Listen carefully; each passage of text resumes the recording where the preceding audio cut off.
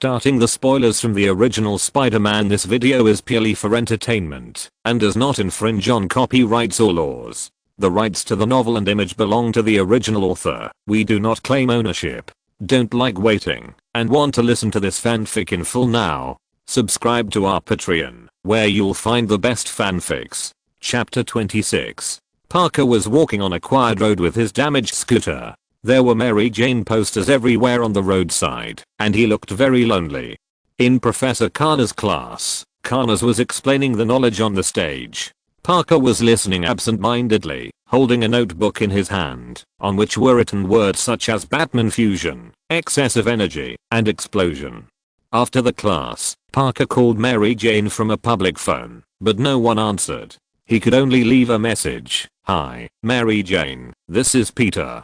I went to your show last night. I rode a motorcycle. At this time, Mary Jane just returned home." After hearing Parker's voice, she threw the key on the table, and the movement attracted Parker's attention. "Are you home? I really planned a whole day, but I know you expected me to disappoint you." Mary Jane whispered back, "Guessed right. It's unbelievable, isn't it? Isn't it just to arrive on time at 8 o'clock? Such a simple thing has been complicated by me." Mary Jane came to the table and listened to Parker's explanation. "Actually, it was that annoying doorman. Someone has to talk to him, MJ." Before Parker finished speaking, the time on the public phone had stopped. Hearing this, Mary Jane sighed. Parker still didn't realize his mistake. He blamed his mistake on others and turned away disappointed. On the other side, Parker wanted to tell Mary Jane the truth. He gathered his courage and put the phone to his ear. "It's like this. I'm Spider-Man. Incredible, isn't it? Now you understand why I can't be with you. If my enemies knew about you, if you were hurt by it, I would never forgive myself. I really wish I could tell you how much I love you." Then he put the phone back to its original position. On one side is Peter Parker, and on the other side is Spider-Man. It's really hard to balance. An ordinary citizen lamented Parker's difficulties. "Who said it wasn't? Peter Parker is busy enough. He has to work and go to school. He can't even find one yuan. As a result, he has to become Spider-Man at night, to punish evil and promote good. This is too difficult." Another lady next to him said with deep agreement. That afternoon, Otto's experiment started as scheduled.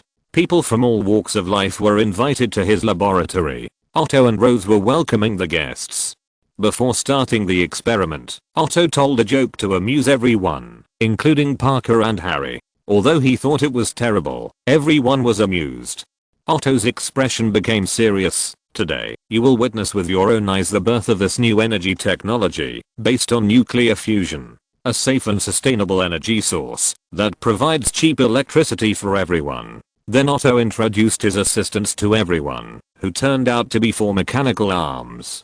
He explained while taking off his shirt. These 4 mechanical arms are specially designed and manufactured to operate this nuclear fusion system. They are completely unaffected by heat and magnetic fields. He came to the stage and operated on the computer. These mechanical arms were fixed to his waist and then fixed firmly to his body with his spine as a core. The spikes pierced his spine with intense pain, but Otto gritted his teeth and persisted. The onlookers were frightened by this scene and gasped, making a great contribution to the global greenhouse effect. 4 robotic arms slowly stretched out and danced gently behind him under Otto's control. "These intelligent arms are controlled by my brain, and the commands are transmitted through the spinal nerves. The tiny wires are directly inserted into my cerebellum, allowing me to use the robotic arms to perform all operations in environments that humans cannot withstand." At this time, a lady asked a question. "Doctor, if these robotic arms are really as smart as you said, will you be controlled by them?" Otto looked at her with appreciation. "Good question. So I designed this suppression chip to protect the function of my brain. In this way, I control them, not them controlling me." Otto turned around and pointed to the suppression chip on his neck. Tony immediately noticed something wrong. "What? Just this one chip? What if it goes wrong?" This protection is too simple. As one of the world's top scientists, he clearly realized that relying on such a chip alone is absolutely not safe. Once the chip goes wrong, Dr. Otto will become a slave to the machine. Besides, The material of his chip is too low end. It can't withstand the huge pressure at all. It will easily go wrong. Tony looked at Jarvis and speculated. The crystal material that came out was very annoyed by the doctor's recklessness. If it were him, he would definitely not rely on a simple chip like this. Even if he only relied on the chip, he would definitely add high strength protection outside the chip. Unlike Otto, he directly exposed the entire chip. He was really not afraid of accidents. Otto controlled the mechanical arm, turned his head, and aimed at the equipment he was going to use next. He walked over, and the 4 mechanical arms began to operate. He operated twice on the computer, and opened the test tube storing tritium. The test tube stretched out from the machine, and the mechanical arm took away the tritium stored in it. The system must use this rare tritium element to operate. There are only 25 pounds of it on the Earth. Thank you very much Harry Osborn and Osborn Company for providing us with this precious resource. Harry smiled behind him and said that he was happy to pay for him. As the mechanical arm released the tritium element, it stopped in midair and began to rotate and accelerate continuously. Rose brought him goggles and looked at him with a smile on her face. Otto put on the goggles. Ladies and gentlemen, please fasten your seatbelts. Then he started the device and saw 8 rays of light shot out from 4 different positions from top to bottom. The tritium element began to release energy, and a strong light began to appear. A sun-like energy ball appeared in the middle of the device, and the assistant announced that the nuclear fusion was successfully completed. Everyone applauded after hearing this, and Harry also thought that he had finally fulfilled the dream that his father could not believe. At this time, nuclear fusion was generating 1 gigawatt, 1 million kilowatts of energy per second. It's amazing. Dr. Otto, you actually created an arc reactor, but it doesn't seem stable enough. However, the energy output is really huge, much stronger than my previous reactor, but can you control it? Tony became serious when he saw Dr. Otto successfully create an artificial sun. Although it was thermonuclear fusion, it was indeed an arc reactor. Its energy output was better than Stark Industries' large reactor and his micro reactor, but the only drawback was that it was not stable enough. Chapter 27. Tony's arc reactor uses the principle of cold nuclear fusion, which is why he can carry it directly on his body and hold it in his hand. If it is thermonuclear fusion, then the ultra-high temperature and ultra-high pressure alone can kill Tony. The artificial sun and the arc reactor have their own advantages, but Tony's is more stable. He has shrunk it, based on the large reactor of Stark Industries, so he has this miniature reactor. It's a pity that he and I are not from the same world. I will definitely have a lot of common topics with him, and maybe we can do research together. He researched nuclear fusion from scratch by himself, and he still used such simple equipment. Yes, in Tony's eyes, Dr. Otto's equipment is useless. It is too simple and the protective measures are almost non-existent. If it were Tony, he would definitely spend a lot of time to make the protective magnetic field well, and use the tokamak magnetic confinement controllable plasma fusion reactor. He did this in the cave at the beginning. Otto looked at the huge energy generated by nuclear fusion in front of him, and said intoxicatedly, "The power of the sun is in the palm of my hand." Parker was also staring at this huge energy in a daze. At this time, he suddenly sensed something, and lowered his head. He saw that the paperclip on the ground was slowly moving forward, as if it was attracted by a magnet. Then the chandeliers in the laboratory were attracted and tilted towards the energy source. Fortunately, the fixing device could still support it temporarily. The artificial sun generated a huge magnetic field, and the strong magnetic force would attract all metals. Dr. Otto also noticed something wrong at this time. The next second, all the metal objects such as necklaces and laptops on the people present were sucked away. Otto comforted, "Don't panic, it's just a power outage. It will stabilize soon." After saying that, he turned around and glanced at Rose, who was also looking at him worriedly. "Damn it, that's not a power outage, that's a breach in the protective magnetic field. I said the equipment was too crude. The energy reaction was too huge. That damn magnetic field couldn't even last 5 seconds. Tony was furious. He had realized what was going to happen next. The energy would get out of control, and everyone present would be in big trouble. Wow. Looks like we have to find Tony and ask him what's going on. He's an expert in this area. Fuckman squinted his one eye at the chaotic scene in the sky. He was not a scientist. He didn't understand these, but he knew Tony must understand. Parker's spider sense frantically warned him. He realized something was going to happen. He left the scene immediately and ran to change clothes. Harry turned around and shouted, "Peter," but found that Parker had disappeared. The assistant asked everyone to leave here as soon as possible, and at this time the computer also issued a rapid alarm, and the screen displayed an alarm. The system was overloaded, and the system was unstable. Energy is still being generated, and the magnetic field of the artificial sun is getting stronger and stronger. Even the metal counter is attracted to it. The iron sheets in the laboratory are also forcibly pulled away from the wall and all fly towards the artificial sun. The protective shield has been completely breached. The huge energy even produces solar prominences. The huge energy easily tears the building in the laboratory. Rose nervously asks Otto to come back quickly. She was almost hit by the debris falling from the ceiling. Harry yells at Otto to turn off the artificial sun quickly, but Otto doesn't want to give up. He thinks he can control it and stabilize it. Harry is very angry and yells at him, "I'm the boss here. I pay. I'm the boss." Just as he yelled at Otto, he didn't notice that a metal rack behind him flew towards him. Fortunately, Parker arrived in time and rescued him. Even though he was saved by Spider-Man, Harry still didn't want to forgive him, but Parker didn't say anything and went directly to the power supply. Seeing this, Otto asked, "What are you doing?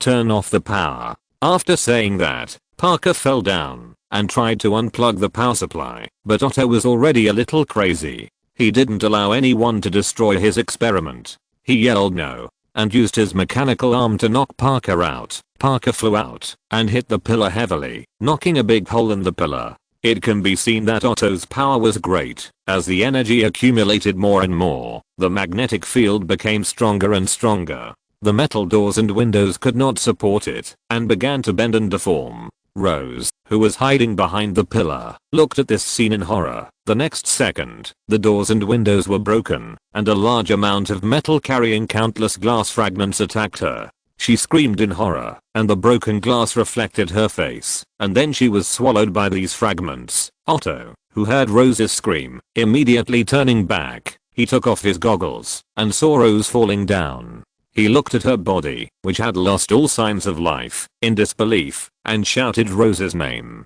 Just as he turned around, the huge energy of the artificial sun produced a solar prominence again. The powerful energy directly invaded Otto's body from the mechanical arm, and the inhibitory crystal was subjected to excessive energy, and immediately lost its function.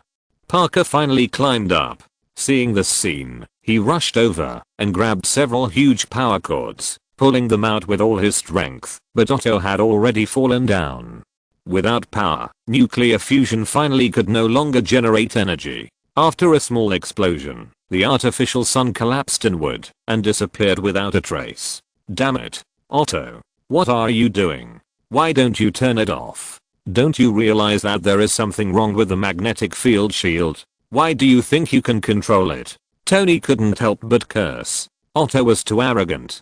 He arrogantly thought that he could control the situation and prevent Parker from turning off the power. Otherwise the tragedy would not happen. Otto was full of despair and self-blame. He regretted his arrogance and blindness, regretted not treating the experiment more carefully, and was so stubborn to stop Parker's actions. He kept recalling the good times he spent with his wife, and her support and love for him. He would kill her in the future, and he felt heartbroken every time he thought of him. He couldn't accept that he was the culprit of all this. At the same time, he was also afraid and uneasy, not knowing what kind of chain reaction the failure of the experiment would bring in the future. He was worried that his reputation and career would be ruined, and no one would support his experiment from then on. In his inner struggle, Otto also thought about the future. He began to doubt whether his scientific pursuits were worthwhile, and whether he should continue such dangerous research. Rose comforted Otto. With Rose's encouragement, he decided to face his mistakes. He was determined to find a way to not only save his reputation, but also prevent the tragedy on the sky from really happening. If you're listening to this novel on a channel other than Fanfic World, it means they downloaded and uploaded it without effort. We cordially invite you to visit our channel, Mundo Fanfic Novelos. There you'll find the original version of this story and you can explore many other novels of various genres. We're waiting for you to immerse yourself in a world of incredible novels. Chapter 28. Peter. Harry glanced at Parker next to him. He knew that Otto had always been Parker's idol, and Parker had always admired him. After Harry took charge of OS Industries, he immediately funded Dr. Otto, because he was Parker's idol. Now Otto's experiment has failed, and Otto himself is likely to have an accident, and Rose has died because of it. He doesn't know what Parker will think. Parker's heart was filled with grief and shock. Like Otto, he couldn't accept this fact. His admiration for the doctor collapsed instantly, and he felt extremely disappointed and confused. He kept asking himself, how could this happen?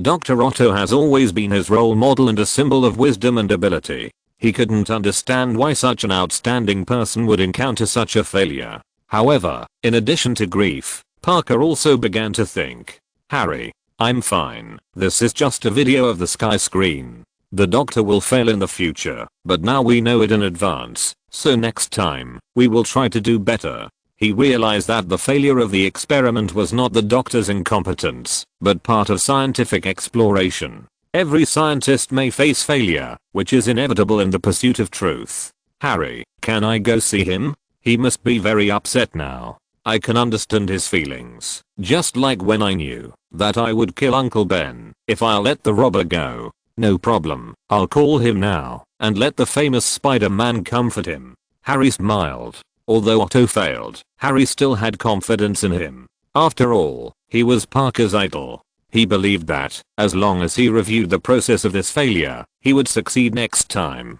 The sound of ambulances resounded throughout the city, and a large number of police officers and medical staff continued to send the injured to ambulances. The director of Osborne Industries, who was at the scene at the time, said with relief that fortunately no disaster had occurred. If more than one drop of tritium was used, New York would have been destroyed. Harry also walked out of the room in a state of embarrassment. He was hit hard. The failure of the experiment shattered his dream of surpassing his father and brought him serious consequences. He was likely to face legal liability. He said self-deprecatingly, I'm ruined now. Harry was full of resentment. He wanted to find someone to vent his anger. The best target was Spider-Man. The assistant next to him said that Spider-Man saved him. Harry angrily retorted, I don't care about him saving me. The assistant pulled Harry away before the reporters arrived to avoid being caught in the whirlpool of public opinion. The medical staff covered Rose's body with a white cloth and carried her to the ambulance. Parker also walked out of the room. He looked around in confusion. Looking at the large number of injured people outside the laboratory, he didn't know what would happen next. In a hospital at night, doctors were discussing Otto's injuries. Otto's spine was pierced by a mechanical arm and his nerves were damaged in many places. He had to undergo surgery. The doctors knew that, if they wanted to treat Otto, they had to saw off these mechanical arms first. If necessary, they had to remove his spinal plate and fuse his back spine. A doctor picked up an electric saw and sawed towards the mechanical arm. Just as he was about to cut, a mechanical arm had risen behind him and then hit him several meters away. The sudden change made a female nurse scream in fear, and then 4 mechanical arms moved one after another and began to attack these unfortunate doctors and nurses. The doctors and nurses wanted to escape, but the mechanical arms were extremely fast and easily caught them and threw them out heavily. A doctor holding a scalpel was lifted up and inserted into the chandelier above his head and was electrocuted alive. When all this happened, Otto was still in a coma. It was the automatic behavior of the mechanical arm. Many people were pinched on the face and smashed around. A doctor got a chainsaw and desperately sawed the mechanical arm. Unfortunately, these mechanical arms are specially made, extremely strong, and extremely resistant to high temperatures. They cannot be cut by ordinary electric saws at all. In the end, he fell under the attack of the arm. After killing many doctors and nurses in the operating room, the mechanical arm woke up Otto. Otto, who woke up, looked at the tragedy in front of him and shouted in pain, "No!" Under the control of the mechanical arm, Otto easily broke through the door of the hospital and walked out. The unconscious Otto walked on the road with his upper body naked. A taxi had no time to brake and hit Otto directly, but was easily blown away by the mechanical arm and hit another taxi. Looking at the taxi that was automatically blown away by the mechanical arm, Otto looked thoughtfully at the mechanical arm waving in front of him and realized these arms will automatically protect themselves. As the siren sounded, the mechanical arm took Otto and began to flee the scene at a high speed. They came to a bridge. Otto looked at an abandoned building in the distance and headed there. Sure enough, after the suppression chip was damaged, the intelligent mechanical arm was no longer under his control. I said that the protection measures were too simple and there was no vigilance at all. Tony frowned and looked at the mechanical arm killing people in the operating room and sighed. Otto, you should strengthen your vigilance. The suppression chip is unreliable. Rose looked at the slaughtered medical staff and looked at Otto beside her with a worried look. He had just received a call from Harry. He and Parker were on their way. Otto's mood finally improved a little after hearing the news. I will take protective measures or use another method. Otto was also very sad when he looked at the arm. Not only did the experiment fail, but the mechanical arm was out of control and killed so many doctors and nurses. This made him even more sad. The next morning, the news of Dr. Otto's failed experiment had spread, and there were rumors and gossip everywhere. Jameson was discussing the incident with Robbie in the office. If we are lucky, it will cause panic in the whole city. The mad scientist turned into an animal. He has 4 mechanical arms installed on his body, and he has become an 8-handed monster. It's too mysterious. What should this monster be called? Hoffman thought of the name in a second. Dr. Octopus. It's terrible. Octopus scientist, it's lame. Doctor Strange. This name is quite cool, but it's a pity that someone has used it. Got it, Dr. Octopus. Hoffman raised his hand and wanted to say something, but he could only agree because he was a high-ranking official. Dr. Octopus, the new big bad guy. Dr. Octopus. You are really a genius, Hoffman said flatteringly. Are you waiting for a raise? Get out. Spider-Man 1.5 waved his hand and drove him away. Chapter 29. Doctor Strange. A gleam flashed in Ancient One's eyes. Do they have Doctor Strange over there? She has already chosen Strange as her successor, and she will let him take over when the time is right. Miss Brent pushed open the door and walked in with Parker. Boss, I found Parker. Jameson spread his hands and shouted angrily, where have you been? Didn't you pay the phone bill? You didn't take a picture of the mad scientist. Robbie also interrupted. I heard Spider-Man was there. Parker and Robbie looked at each other. 1.5 generation Spider-Man glared at him. Did you go to take pictures of squirrels? You are fired. The next second Miss Brent walked in and reminded him of the planetarium party tonight. Then she pushed Parker out of the office. Hearing this, 1.5 generation immediately changed his words. You are not fired, I need you. Miss Brent smiled and left Parker and walked out by herself. How much do you know about the upper class? Oh, Parker was interrupted just as he was about to speak. You don't have to answer. The original photographer was K.A.D. Bipolo. I only have you. I'm holding a celebration banquet for American heroes. My son is an astronaut. Can you advance my salary?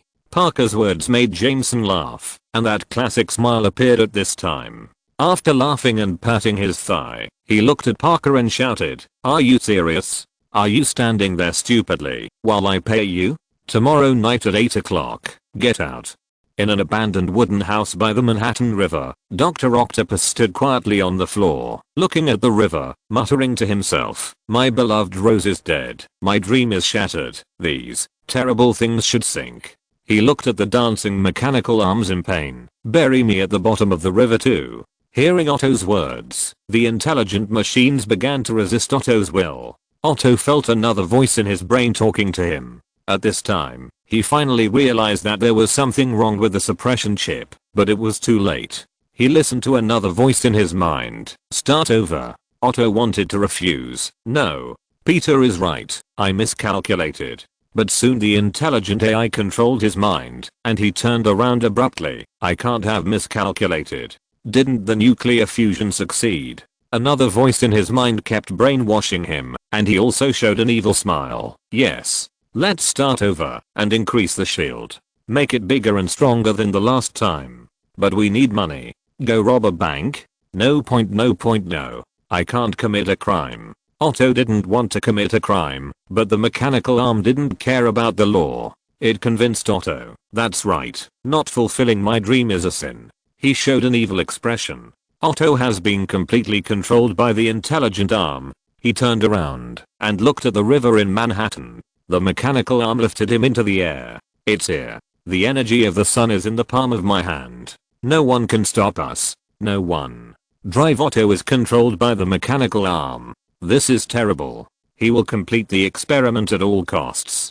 Who knows what the consequences will be? We must find a way to stop him. Can we just watch him go to destruction? People's voices were full of anxiety and helplessness. They knew the catastrophic consequences of Otto's experiment. Some people began to pray silently, hoping that someone would stand up and stop all this from happening. Others fiercely discussed how to deal with it, but every proposal seemed so powerless. Fear spread among the crowd, and people's hearts were shrouded in panic. Some people began to spontaneously go to Otto's laboratory, trying to stop him from continuing to study nuclear fusion. But many people also believed that Otto's original intention was good. He wanted to benefit the world, but there was a mistake. As long as he recalculated, it would be fine. There was no need to throw the baby out with the bathwater. In the bank, Parker and Aunt May were going through the procedures in the bank's loan department. They took Social Security and Uncle Ben's life insurance to get a loan. But the bank staff regretfully told them that these were not enough for them to get a loan again. Hearing this, Aunt May hurriedly said that she had started teaching piano again. Parker asked, "Really?" Aunt May wanted to kick Parker, but accidentally kicked the staff's foot. He immediately screamed in pain. Ah! He rubbed his foot and looked at Aunt May. "Thank you for opening a super money saving account in this bank, but your assets are not enough to refinance the loan. I'm sorry." Aunt May took out an advertisement from her bag. "At least I can get a baked noodle charter flight. You can only get it if your deposit exceeds 300 yuan. The staff looked at Aunt May embarrassedly. Aunt May also looked at the advertisement and said helplessly, "I understand." Parker comforted, "Don't worry, there will be a way." While the two were talking, not far behind Parker, Otto directly used a mechanical arm to dismantle the iron door of the bank vault and threw it aside, just throwing it on Parker and Aunt May's head. Parker turned around very quickly, kicked Aunt May's chair away, and slid backwards with the force, then immediately got up and ran over. Aunt May looked at his figure in panic and shouted, "Peter, don't leave me down." Parker ran to the side of the fallen iron door without hesitation, and the staff praised him. "This kid is really a hero." On the other side, the bank security guard held a gun and told Dr. Octopus not to move and asked him to raise his hands and his tentacles. This angered the mechanical arm, and it directly knocked all the security guards out, then walked towards the safe and picked up several bags of money with its mechanical arm. At this time, Parker had changed into a spider suit and came over. Otto noticed it at the first time, grabbed the money bag with his tentacles, and threw it at him. Parker kept dodging his attacks on the pillars, and the coins in the bag were thrown everywhere. Parker hid in another position, grabbed the bag thrown by Dr. Octopus with spider silk, and threw it back. "This is pocket money for you." Parker's power was so great that Otto had no time to react to the money bag he threw out, and was hit directly. Fortunately, his tentacles blocked it, but his whole body was also hit, and a big hole was made on the pillar. Otto, who was frustrated, became even more annoyed. He grabbed a few more bags of coins from the vault and threw them at Parker again, but Parker easily avoided them. He jumped onto a pillar and wanted to shoot spider silk, but his superpower failed again, and the spider silk could not be launched. "It's terrible. Please." Parker was unable to shoot spider silk and was hit by the bag thrown by Otto. He fell off the pillar, and Otto also excitedly shouted, "Ha!" Chapter 30. Tony frowned as he watched Parker fail to shoot spider silk again. He walked and asked, "Jarvis, are you sure Peter Parker is okay?" "Sir." Through the analysis of Peter Parker's body movements and facial expressions, he is no different from before and does not show any abnormality in his body. Jarvis compared it many times and confirmed that there was no problem. At this time, Nick Fury had come to the door and was standing at the door. Tony opened the door and let him in. Nick Fury heard Tony's words just outside the door. After entering the door, he told him, after research, our staff believed that Peter Parker was too tired, and the psychological pressure caused his superpowers to fail. Mary Jane had a great influence on him. And they also believe that, if Peter Parker cannot balance the relationship between himself and Spider-Man, his superpowers may fail further, and he may even become an ordinary person in the end. Oh, that's really bad news. What do you think he should do? Tony expressed his condolences to Parker, and turned to look at Nick Fury, wanting to know the advice from the egghead. Either give up the identity of Spider-Man, obey your heart, muster up the courage to pursue Mary Jane, or completely let go of Mary Jane, stop having any ties with her, and be a good Spider-Man. Or, expose your identity as Spider-Man, so as to get rid of the current difficult situation, and it should be better. If Peter Parker wants Mary Jane and hides his identity as Spider-Man, he may get nothing. At least that's what they told me. Nick Fury spread his hands. Tony nodded. The most difficult thing for Peter Parker is that he has no money and can't concentrate on one thing. He is late for school, work, and date. Being Spider-Man has wasted too much of his time. Our psychologist has proposed a possibility that Peter Parker may give up the identity of Spider-Man and return to normal life, so that he can go to school, work well, and date Mary Jane well. Fuckman looked at the stagnant sky with his one eye, and the picture was still at the scene where Parker fell. With great power comes great responsibility. If he doesn't have superpowers, he won't have to worry about so many things. Tony sighed. Uncle Ben's words had a great impact on Parker. Although it pointed him in the right direction, it also put him under heavy pressure. Forget it. Before the sky screen continues to play, don't think about it so much. That's Peter Parker's business, and I have nothing to do with it. What do you want to see me for? Tony walked behind the wine counter, took a bottle of wine, and poured a glass for him and Nick Fury. As a result, Egghead didn't drink it, so he had to drink it alone. Nick Fury asked Otto why he failed and where his problem was. Tony pointed out all the problems he saw, but didn't explain in detail, because Egghead didn't understand it so profoundly. The gold coins in Parker's bag fell to the ground, and a gold coin rolled in front of the loan service staff. He picked it up, and wanted to put it in his clothes.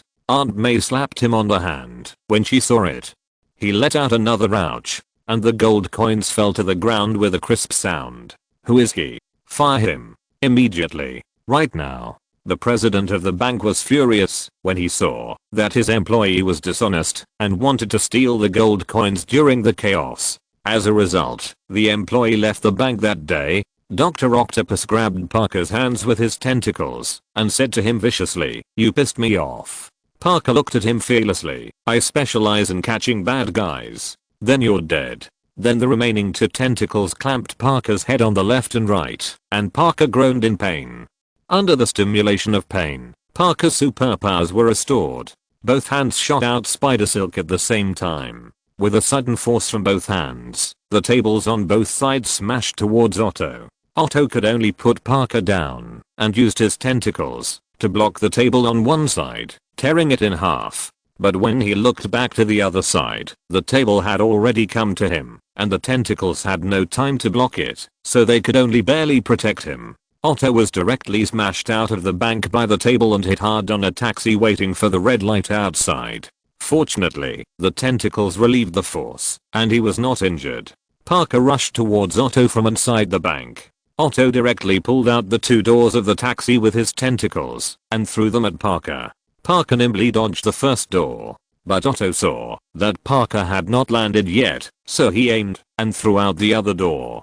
Parker had no time to react, and the person was smashed back into the bank, causing the surrounding passers-by to scream in fear. At the same time, two police cars had also arrived at the scene. Facing the warning of the armed police, Otto did not hesitate to use his tentacles to grab a person from the crowd nearby as a hostage. Unfortunately, that person happened to be Aunt May. Aunt May screamed in fear and kept slapping the tentacles with the umbrella in her hand, but it was of no use. The police did not dare to shoot because of the hostages. Otto took 2 bags of money and grabbed Aunt May and left. Oh, God. That must be very scared. Aunt May looked at the terrified self on the sky, her eyes red. She didn't expect that she would be taken hostage without her partner, and Ben hurried to comfort her. In a company, several employees were working hard. At this time, a lady seemed to hear something and walked to the window. Suddenly, a tentacle pierced in from the wall. It was Otto, who was passing by their building with Aunt May. Everyone was frightened and screamed. Poor Aunt May was caught by the tentacle and held in the air. She looked around at a loss. Parker suddenly landed on top of Otto and intercepted him. "Leave her to me." Parker looked down at Otto. Otto replied with a smile on his face, "No problem." He smiled evilly and slowly lifted Aunt May up. Just when Parker was about to touch her, he suddenly threw her down. "Oh, I was so careless." The evil smile on Otto's face was completely exposed. Aunt May's screams of fear echoed between the high-rise buildings. Parker suddenly shot out spider silk and then pulled Aunt May back with force, just like bungee jumping. Otto saw this and leaped up, hitting Parker hard with his tentacles. Fortunately, Aunt May had been pulled up. She screamed and hooked the hand of the statue outside the building with her umbrella, so she didn't fall down. Chapter 31. Otto grabbed Parker and slammed him against the outer wall. A familiar old man hurriedly pulled a woman behind him, and the next second the rubble hit her where she was before. Pedestrians on the road were afraid to avoid the rubble falling from the sky, but the cars on the road could not avoid it and were damaged by the rubble. After being hit several times, Parker reacted and avoided an attack from the mechanical arm. He directly stuck Otto's face with spider silk, pulled him in front of him, and punched him out. Aunt May kept shouting help. Parker looked back at her and quickly crawled towards her, but Otto's tentacles suddenly pushed Parker against the wall. Parker only had time to shout "Hold on" before being thrown to the other side by Otto. The two wrestled on the wall. Parker grabbed Otto's body tightly and punched him several times. Then the two fell from the air, still fighting during the fall. Aunt May above could no longer hold on, and her hand holding the umbrella began to slip. Otto finally got rid of Spider-Man, who was holding him tightly, and took advantage of the gap when Parker failed to catch him and directly smashed him into the window with his tentacles and threw him into the opposite building. Aunt May finally couldn't hold on. Just when she couldn't hold the umbrella, she fell on the base of the statue. At this time, she realized that she would not fall down. She breathed a sigh of relief and said thank you to the statue of the Virgin Mary, but Otto caught her again immediately. "You ruined my good thing last time. I want you to watch this old woman die with guilt." Otto looked at Parker and said angrily. Otto is no longer the same person as before. The Dr. Otto who wanted to benefit the world is gone, and only Dr. Octopus who wanted to complete his experiment is left.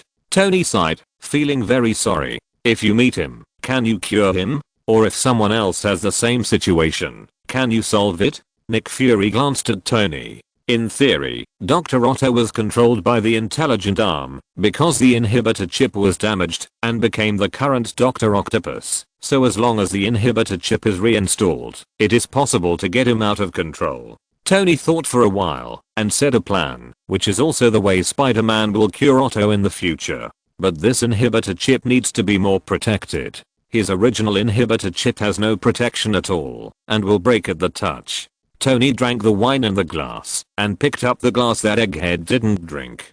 Parker used spider silk to stick to the wall and ejected himself. Otto looked at Spider-Man and whispered, "Come on."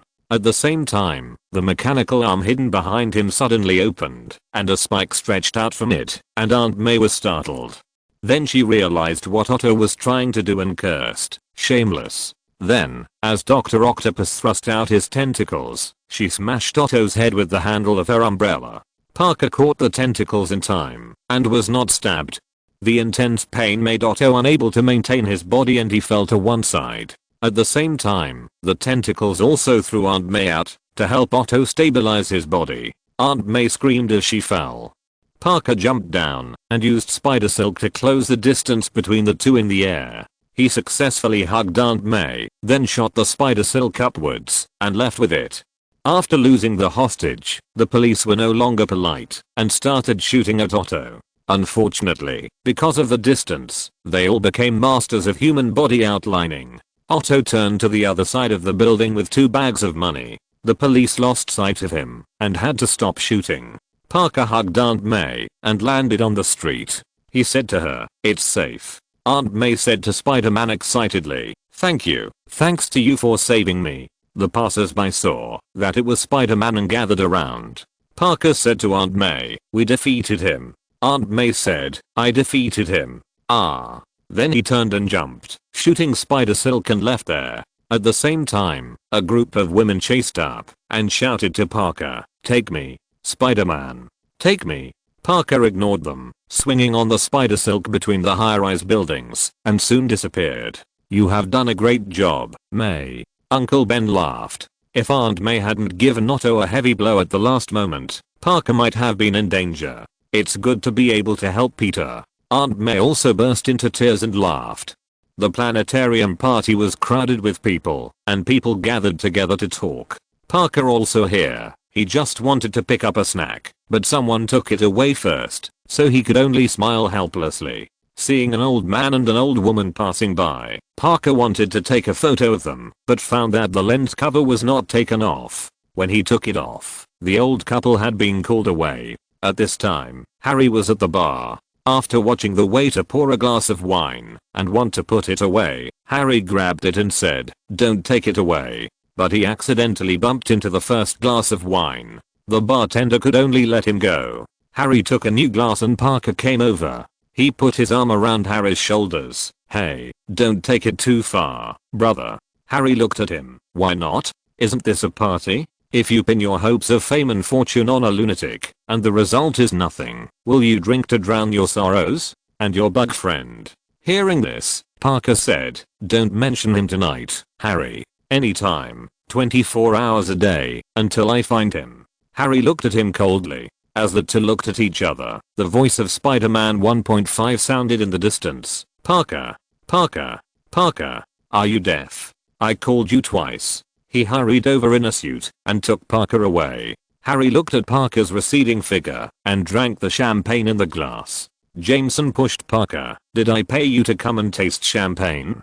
Take a picture of my wife and the minister." Jameson's wife smiled at Parker and said to him, "The tie is beautiful." Parker took a picture for her and then took a picture of the couple with an elderly prosecutor. Then Jameson saw the mayor and said directly, "Come on, take a picture of the mayor and his girlfriend." Hearing this, the faces of the mayor and his wife changed. Seeing that the situation was not right, Jameson immediately changed his words. "It's my wife." Parker took pictures of them all. Chapter 32. At this time, an MC stood on the stage. "Ladies and gentlemen, the New York Library of Natural Sciences Committee is honored to introduce this distinguished guest, the first person to play football on the moon." Her words made everyone laugh. "Please welcome the handsome, elegant, and brave Colonel John Jameson." As the music sounded, everyone applauded.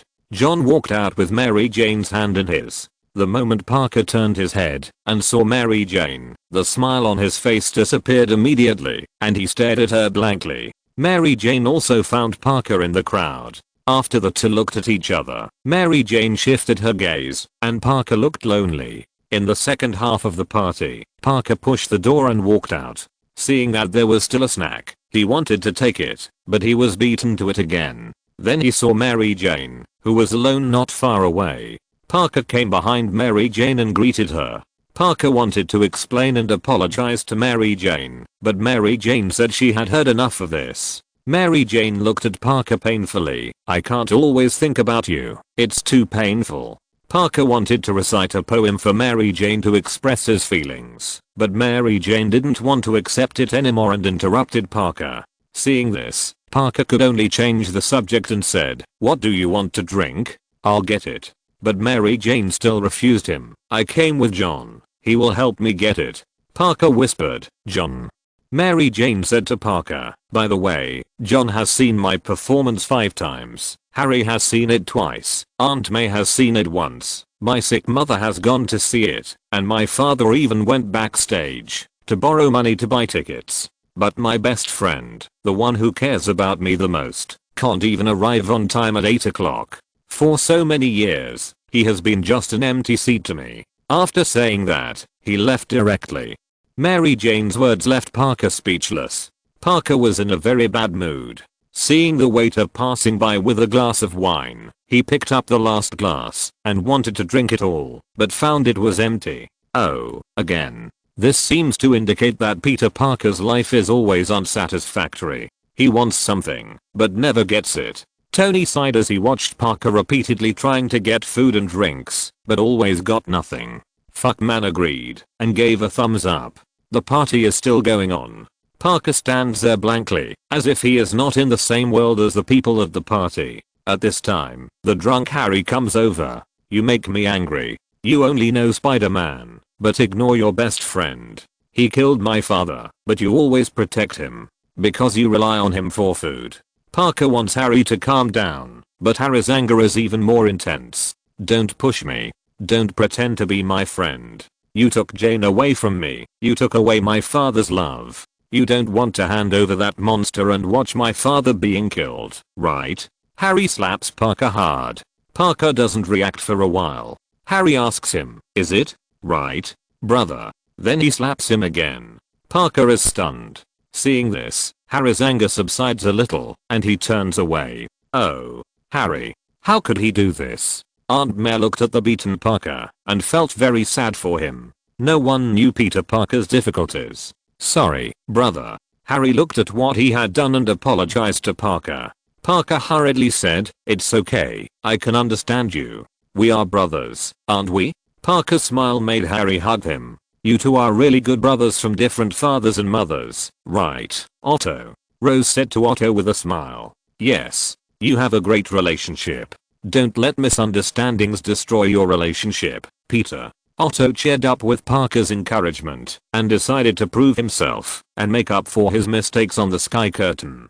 The movements of the two attracted the attention of some people around. After Harry left, Parker became more depressed. At this time, John began to introduce Mary Jane to the audience. Ladies and gentlemen, I'm very happy to tell you that the beautiful Mary Jane Watson has accepted my proposal. Mary Jane was very happy that John announced their relationship at this party, and she stood on the stage with John.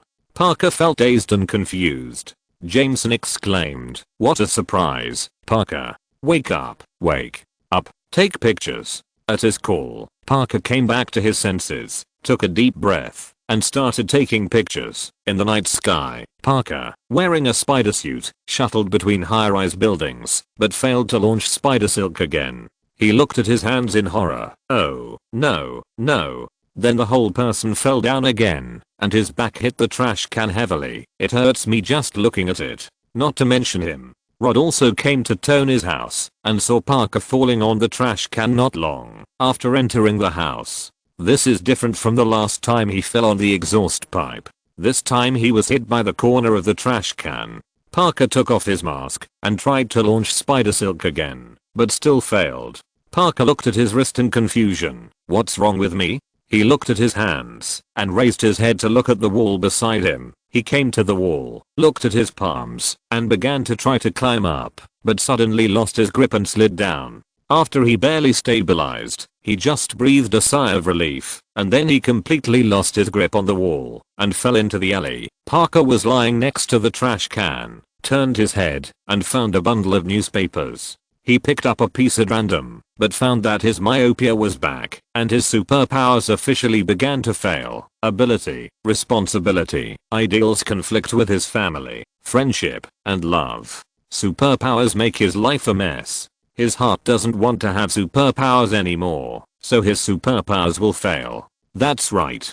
Tony looked at Parker's lost look, listened to Nick Fury's analysis of his psychologist, summarized it, and nodded in agreement. Peter, I guess I know what the reason is. Rose is a top student after all. She analyzed the possibility through Parker's expression and inner changes, and told Parker. Parker seemed to be thinking about it. Chapter 33. The scene changes. Dr. Octopus begins preparing for his second experiment in an abandoned house. He successfully buys the necessary equipment with the money he robbed from the bank. While working, he takes a cigar and lets the tentacles light it for him. On the other side, Parker thinks he has a physical problem and goes to the hospital for a checkup, but the doctor thinks he is fine. In my opinion, your problem is here. The doctor points to his head. Parker didn't know what he was thinking. You said you had insomnia, grief, and nightmares. Parker looked at the doctor. I had a dream. In the dream, I was Spider-Man. I lost my ability and kept falling down when I climbed the wall. The doctor understood immediately. So you are Spider-Man.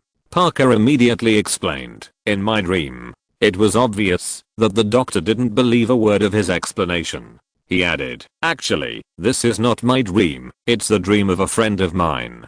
The doctor smiled and took off his glasses. Aha, someone else's dream. He walked to the operating table and sat side by side with Parker. What is your friend like? Why does he climb the wall? How does he see himself? That's the problem. He can't figure it out. The doctor shook his head. If you can't recognize yourself, you will go crazy and lose your soul. The worst thing is to lose yourself. The doctor looked at Parker inexplicably. Listen, maybe you are not destined to be a Spider-Man who can fly over the eaves and walls, so you always fall down. You can choose it yourself, Peter.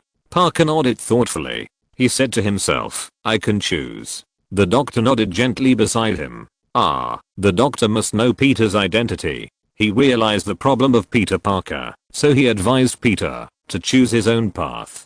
Several people gathered in front of the bar in Tony's house.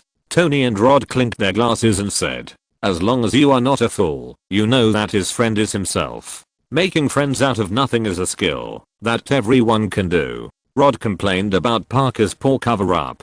Tony laughed loudly when he heard it. Parker returned home, lying on the bed, accompanied by the storm and thunder outside the window, thinking about the doctor's words. Uncle Ben's words echoed in his heart, and in a trance he seemed to dream that Uncle Ben was talking to him again. Your thoughts, Peter, make me sad.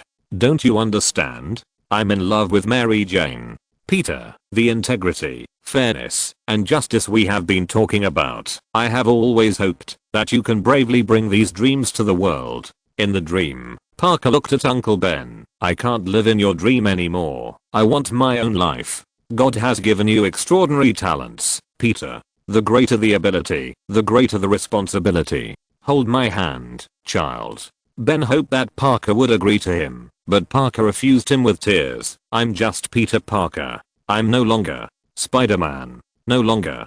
Back to reality, Parker murmured to himself. No longer. In the rainy night with thunder and lightning, Parker came to a familiar alley, looked at the spider suit in his hand, hesitated for a while, and resolutely threw it into the trash can and turned away. Alas, he finally chose this path. What about you, Tony? Rod drank another glass of wine and looked at Tony with a little drunkenness. Me. I'm Iron Man. Tony was obviously drunk too. He replied drunkenly and then fell down at the bar. Nick Fury didn't know when he had left. Parker, who had put down his identity as Spider-Man, was obviously relaxed. He even walked with a smile on his face. It was just that the sudden fall made him a little embarrassed. Tony, who had been drunk all night, was awakened by Jarvis. The sky screen started playing again. Seeing Parker's failure to show off, Tony, who was still gargling, almost laughed out loud. Parker, who almost fell, took out his glasses and put them on. This time he didn't have to worry about falling. He walked on the road in high spirits. The scene turns to Parker in the rental house, repairing a motorcycle. He tightened the screws with a wrench, but forgot to fix it. He turned it casually, and the wheel rolled off the car, then flew down from the balcony and hit the glass below. Idiot. The boss below cursed, and Parker half knelt down to apologize to him.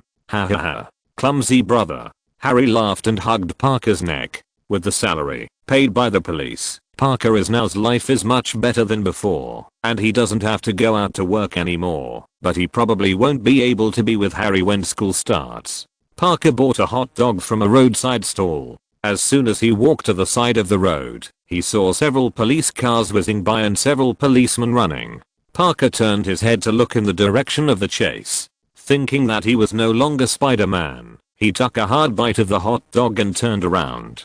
Parker can also attend Connors' class on time. He listened carefully and took notes in class. When he heard Connors' class questions, he raised his hand to answer them.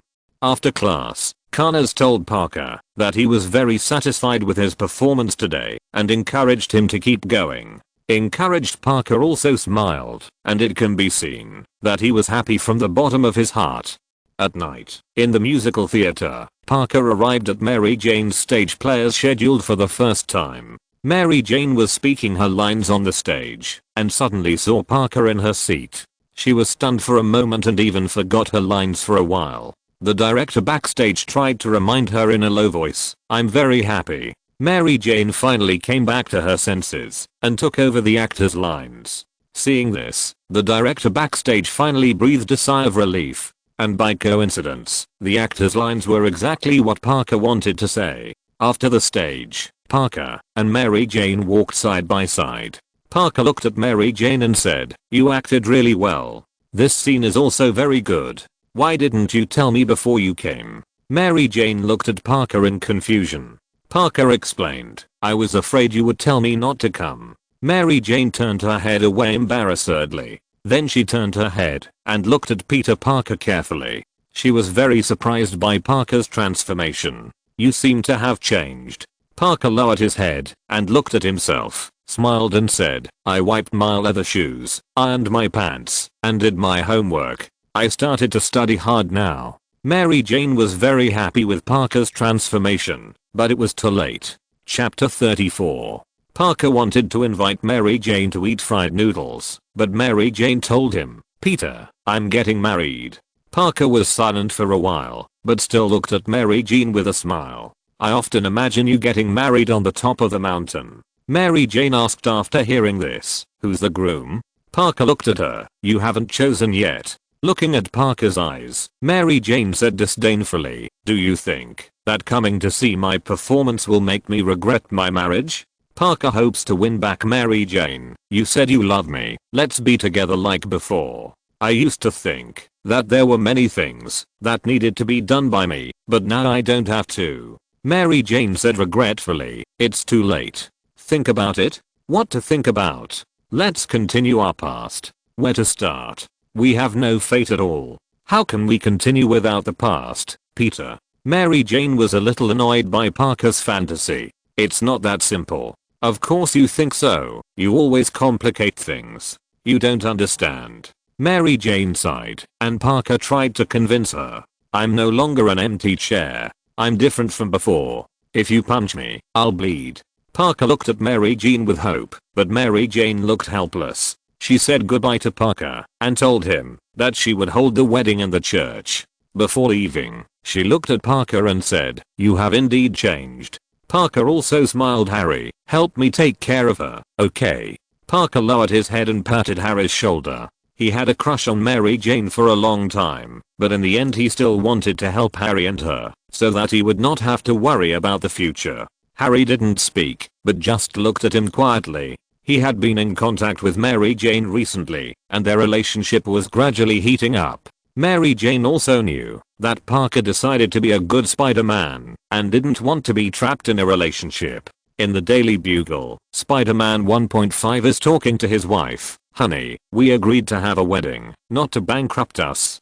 Caviar? Are we going to invite that Tsar? Just some cheese, biscuits, and some sausages." At this time, Miss Brunt hurried in, followed by a man holding a bag. "Boss, a rag picker said he has something you're interested in." Jameson said with disdain, "Don't tell me there's an alien head in there. Otherwise, you'll be the third person to get your head this week." The homeless man calmly took out Spider-Man's hood from the bag. The 1.5th generation Spider-Man got upset and stood up. "Where did you get these things?" The fat Robbie next to him snatched the hood from his hand and looked at it carefully. The homeless man calmly said, "In the garbage dump." Jameson looked through the things in the bag directly. "In the garbage dump?" He looked at the spider suit in his hand. He must have quit. He threw away his clothes and stopped doing masquerade parties. Ha ha ha ha. Jameson looked at everyone with a smile on his face. "I finally defeated him. A great victory for the power of the media." But the homeless man only wanted money. "Yes. Yes. You see, I should get some benefits, right?" Jameson once again showed his miserly nature. $50 for you. The homeless man said dissatisfiedly, "I can't even sell it on eBay for more than that price." "Okay, I'll give you $100. Miss Brunt, give him the money and the piece of soap." The 1.5 generation looked at the homeless man with disgust. Before Miss Brent left, she reminded him, "Your wife is still online." The homeless man followed Miss Brent out. Jameson picked up the phone and yelled, "Flowers? How much?" After hearing what his wife said, he yelled, "If you spend one more cent, you can pick flowers on my grave. Just get some plastic ones." He hung up the phone in a hurry. Robbie, holding the spider cowl, felt very sad and sorry for Spider-Man. He didn't want to see Jameson's smug smile, so he turned his head and looked out the window. Spider-Man 1.5 realized that something was wrong after his smug face was shown on the sky screen. Although he had never slandered Spider-Man in reality, a large number of citizens were still angered by him on the sky screen, and he would definitely be in big trouble next. So he hurriedly left the Daily Bugle, handed the matter over to Robbie, and drove away, planning to come back after a while when things turned around. If there was no reversal, he would wait for a while and come back after the heat went down.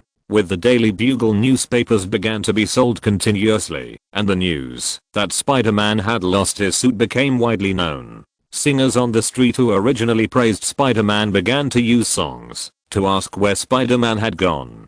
The headline on the front page of the Daily Bugle, "Spider-Man is finished," is very conspicuous. A person wearing a spider suit suddenly appeared on the screen, doing various Spider-Man movements, and accidentally bumped into the pen holder next to him. The camera zoomed out, and it turned out to be Jameson. He was holding a cigar, imitating Spider-Man's movements, and jumped onto the table. He imitated the scene of launching spider silk on the table and dubbed himself. Hoffman, Brent and Robbie secretly watched this scene, laughing from ear to ear. Robbie also shook his head, thinking that another one had gone crazy. The picture was too beautiful, the three dared not look at it anymore, and left with their mouths covered. Jameson turned his head and looked at the place where the three had just peeked in confusion, but found nothing, so he started his narcissism again. "Ha ha ha ha. What's this? The new Spider-Man?" Tony laughed so hard that he slapped his thigh. Even the serious looking egghead was amused. And Miss Brent laughed so hard that she called Jameson, "Mr. New Spider-Man, you don't have to run away. Come back quickly." "Shut up, Brent, be careful or I'll deduct your salary." The term New Spider-Man deeply hurt Jameson's heart and broke his defense instantly. But he still drove the car back to the Daily Bugle. Although it was a bit embarrassing, it proved that he was actually a fan of Spider-Man, so he didn't have to worry about being beaten. Parker was walking on the road after class. Two female classmates were whispering to each other and looked at him with smiles when they passed by him.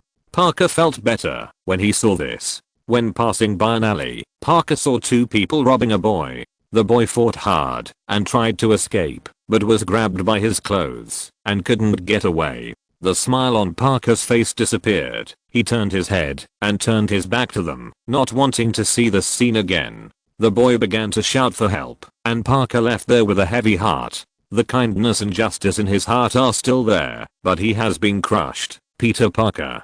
Tony looked at Parker with mixed feelings as he silently walked away from them. If you're listening to this novel on a channel other than Fanfic World, it means they downloaded and uploaded it without effort. We cordially invite you to visit our channel, Mundo Fanfic Novelos. There you'll find the original version of this story and you can explore many other novels of various genres. We're waiting for you to immerse yourself in a world of incredible novels.